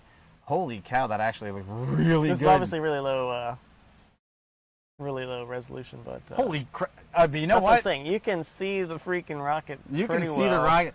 You know what? That should have just had manual focus on the GH5 because yours does look fake. But that's what I'm saying. It looks like you're on some sort of blue screen. That's crazy. It totally looks like I photoshopped myself into that picture. That is so crazy. It really does. It really looks like it. But Does. Okay, so simultaneously. Wow, that's kind of crazy. And looks like that. You know, the manual focus, obviously, trying to fix on a rocket that's climbing at that point, and I'm just sitting there zooming in, trying to get what people are seeing. Jim, sorry for the curse. Meant to put the ship. Missed the ship. Yeah, I mean they missed the booster. No worries. I mean, This was pretty fun. We'll probably be doing this again. We better be doing this again. Yeah, but anyway, there you go. So hopefully they land the next one. Oh, and then so here's the problem. When it was actually, so here's the thing. I took myself off of there too. Yeah, when I was actually trying to zoom in on the rocket and put it into focus mode, what it does, unfortunately, is it takes what you guys see and it puts it into focus mode as well. So it cuts that frame in half. So I had to kind of visually look for the rocket again through the view. I was like, where am I? And then I had to kind of look around. But look, those are all things that now that we know that the ZV can do a wide angle shot, guess what we're doing next time? Yeah, that can totally, I can move it, well, not in its way, but we can move the ZV so that it can be the capture the secondary capture to capture the whole thing, and we're going to put the GH5 in its original spot, which is normally going to be on us, because that'll also eliminate the fact that the lighting conditions and so on and so forth. But then, hey, that actually came out good, that part. So Cutter, stage 2. So yeah, so Cutter, the stage 2 ocean bat, I'm pretty sure when it deploys all the satellites, they have it deorbit itself somewhere, probably over the ocean, and burn up. I would guess. Jim, there were 3 seagulls on the drone ship. I did see that. I did see that, Jim. That they like, what? They were sitting there. Yeah, I don't know if you saw that, because I was trying to get the feed. Yeah. But yeah, I did see that there was seagulls on this drone ship deck, and then they took off and kind of flew, and then they came back and landed again. So I was like, ugh, that's not a good sign. So I wonder if they were like, wonder where that booster's going as it splashed in the water next door to them as it goggles down the bottom of the ocean. They've had other ones. They've lost other ones early, like years ago, and you've seen some of them land pretty close to the drone ship, or land on the drone ship, then tip over. Yeah, there's been some explode. crazy stuff. But yeah, the seagulls were kind of like it's not walking perfect. Around. Just I wonder what the winds were and what limitations they were trying to push through. And guess what? I just saw over to the east of us. I just saw a flash of lightning through through over there. So that was interesting. So very cool. Hey guys, this is for us. This is a once in a lifetime experience that we will probably repeat now that we know that we have people interested. We know that rockets usually just go straight up and do nothing more, but we have more interesting ways now that we can obviously capture a SpaceX launch that even SpaceX may or may not be able to capitalize on. And that means that we do have some other pieces of equipment. And also what I'm really, really, really totally stoked about is the fact that this Zoom video audio recorder actually has the fidelity to, and I want to hear the audio when we go back. Play it back. I want to hear it, because if it does have it, we have another potential boom mic. We didn't do that. That we can use at the time when we go live to launches. That we can hot mic that to another location. Can put the shotgun mic on the ZV. I could put the shotgun mic out, like just on the deck, and just point it up by itself, and it'll be able to capture everything. So that's there's other options. So Matt, do they recover the boosters that go into the water? So not quite sure what happened to this booster. If it hit the water, like we're not quite sure if it tried to slow itself down and then just hit the water and landed, because of trajectory problem, or did we have a booster failure and they maybe knew they didn't have enough fuel for something, and then they just had it actually.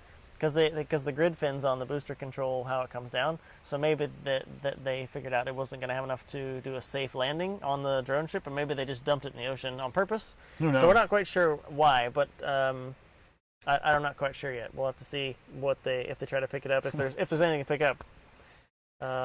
Please do it again. Yeah. I think will probably be happening. Wow. Okay. Cutter, do it again. Let's hope next launch skies have no coat. That would be really nice. Yeah, that'd be nice. Land on, we can be maybe here a little earlier. Well, and try some new stuff. Yeah. We have now. There's one other issue. There is a dock that's behind us that gives us. It did not explode though. Yeah. I also, Jim, I didn't see what unless the booster landed quite far from the drone ship. I didn't see any flash or something where it landed close. I wasn't watching. No, I know. I'm just saying, trying to get this to work. Saying I didn't also see. It didn't seem it was anywhere near the drone ship, or it didn't explode in any way. So I don't. There's that. I don't know. So anyhow, the other thing that we do have the option to move the cameras off of this location to the actual dock. Now the problem is that there's also going to be audio noise coming from the water underneath us. There's a lot more wind out there. The camera stability might even be worse. We don't know what that brings. Although we still have the data stream that'll be up. That'll be fine. Can't wait to see what this is going to do to my account. Right? Yeah, the data's fine. So we do have other options. But look, if we know that people are interested in this, brings a lot of people excitement and so on and so forth. There's more equipment that can be lugged out here. Well, I mean, we'll just see what we can do. Yeah. Yeah. Looks like I'm gonna buy another cam link. When do you guys think SpaceX use oil rigs they got for the launches? I don't know much about that, to be honest. What do they have some out? Did they have like I was East? gonna say lily pads, smaller ones. Oh yeah, but I mean I don't know. I don't know. I'm not sure how that fits into their feasibility as far as like logistics wise. I mean, if they would have to move, all the propellants and everything if they're gonna. They have to fuel the rocket out there if they're gonna launch from there, and I don't know how they want to do that, because that's a whole other thing of literally moving. Liquid oxygen and all, and that, like, on a rig or on a boat, I guess. I don't know. I don't know what they have. I didn't know they had. I don't have to look that up myself platforms. as well and see. So I'm not sure, Cutter, to be honest. We'll have to do look more at that research and let you guys know later. Yeah. Because there's little things, obviously. We're more on top of the stuff that's actually happening here, and that's more local. So that's just because of the environment that feeds off of a SpaceX launch. And again, hopefully we have a lot more that we can bring to this game. Former oil rigs. This was June. So if you don't know what I also that was used to pretty do, recent news. Check that out. yeah, pretty recent news. I used to actually fly helicopters out to the see oil fields out in the Gulf of Mexico. January. So they're those things are tricky. Wow. They're not. They acquired 2 former drilling rigs to service floating spaceports. Yeah. Okay. Phobos and Demo. Really? Okay. Okay, Cutter. I'm gonna read about this. I'll see if we can find out. That'll be interesting. Didn't see this yet. That's so cool. so man, that's really cool. a strange approach, because while they'll be serviceable, I mean those I don't know where they are. tonnage things. I don't know where they are. We'll have to because I mean we have access to oil rig maps and stuff. Yeah. So we'll take a look. I mean, are they in the Gulf of Mexico? Because that would be like totally weird. Well, because then they'd the have to launches fly would them. go. They'd have to fly them east over land. I don't think that's the case. I don't think that's the It case. must be out here somewhere. Or they're movable. I know that they're Or they're movable. movable, They're the ones that are movable, Yeah, they because sink the pylons, they yeah. flood them and all that. Yeah. Or they just drop anchor so Yeah. they don't move as much. We'll see. But then that would make rocket recovery. I mean, you'd have to put a big crane on the top of it and then I don't crane know. the They might- rocket yeah, I back don't to a know. drone ship. I don't know Just if land they're on a lily drone ship. pads. Even lily pads are pretty high. But then you crane it off of there and put it on a. Isn't that like a lot more work? Yeah, but they've already shown they can land them on a drone ship. What's the point? It's a What's moving drone ship, and they can drive it back on a drone ship. Unless they're going to use those to test the early iterations of Starship. That would make more sense. Because the whole thing with Starship, if you guys don't know, the Starship they're developing in Boca Chica, it's a lot bigger rocket it does more things. We can get into that maybe later. But the whole thing with that is it comes back and literally lands on the pad where it took off from, or right next to, and then gets craned and put right back on the pad and takes off and fuels up, takes off. It's you know what? I just came up with an idea So what that it could totally really be be. the case. You know what it could be? It could be an emergency landing spot for Starship. right here. He said they're stripping them down to re-outfit for Starship. Yeah. Yeah. Okay. Exactly. So that would make for Starship that would make more sense, because if Starship had. So here's the problem: if you have people on board Starship and it goes that way, right? A capsule is easy; it just blows off the top, and the capsule comes back, lands, and everybody has a good day and everybody's safe. With Starship, if you're trying to land that thing back it's like out there, you Starship need stuff. a physical place to put Starship back down. And if Yeah. it's going to be over the Atlantic Ocean, well, then having your own oil rig would be probably apropos. Yeah, that's what at everybody's the saying. moment. They're for Starship. That's So super cool. That's very more, cool. More about that. Well, I'm going to read about it because that is interesting. So, sweet. more to come. All right. So yeah. I think that'll do it. All right? Yeah, I bit a few times. Bugs. And I'm starting to feel little drips and drabs of moisture, and there are thunderstorms that Time are to go. actually closing in that I can see that are about 45 miles away from here, so that Yeah, they're there's moving some this way. moving over central area too. I So, saw. and that means it's time to break down before we're breaking down in the wet. So, guys, hey, look, we know there's bugs, literally, and there's little things that we got to work out in the whole system. But you have shattered our expectations for a young, growing channel to have that many people jump in and probably enjoy this experience. And as Super much as cool. we enjoyed it with you, thank you so much for being here. We appreciate all the comments, all the likes, all the follows. It's fantastic for us. Our subs have gone up, and we look forward to seeing you guys in the live stream discussions when we join in for other things such as the car parts, the air taxi service, and stuff like that. So look for us to be back here. I don't think we're going to do the next live launch, right? It's Wednesday morning. That's at 12:55 a.m. Yeah. Probably not. We have to get back into our own studio, do a lot of work as well. We'll so do a show on Wednesday, but We'll do a The show on normal Wednesday, and then we'll do another show on Friday, and then we'll look at the schedule for the next set of future launches Yeah, and see what Jim we can said pull they off. towed the rigs to Boca Chica, so Yeah. that's yeah. There you go. They're probably gonna do some Testing test over fitting that way. with the pads. That and would stuff. make Yeah, sense. That's super cool. That would make sense. But thanks, just like Mike said, thanks so much for everybody tuning in and all the subs, the likes, the shares, all that's super helpful. And Yeah. and we're excited, and hopefully you guys saw how cool it was, and how excited we are to, Yeah, to check we it out were, too. we were So super excited to bring we'll be it to doing you. more. There'll be day launches. There'll be more to look at. But night launches are cool. Yeah. Don't get me wrong. I really like night launches. So They're and better. hopefully less rain, but Yeah, less rain, less wind. even in the day there's less bugs. Yes. It'll be hotter. Dude, You'll see us like sweating, God. but yeah. there's a Japanese beetle that's literally sunbathing right now in the middle of Yeah, one he's of our just lights. belly He's flopped. just belly He's just flopped out chilling there. there. And I can't imagine how many of these are actually mosquitoes, but I'm sure quite a few of them. Well, I know at least one because, like Yeah. I said, it's time You to just go. got bit. All right, Time to go. Everybody, thank you so much. We appreciate it so much. Thanks for tuning in. Remember, if you hadn't had a Thanks so chance, much. like, subscribe, follow. We appreciate it all, guys. And we will catch you later. Have a good one. Peace. Take it easy. Thanks so much. Catch you next time, guys. Boom, boom.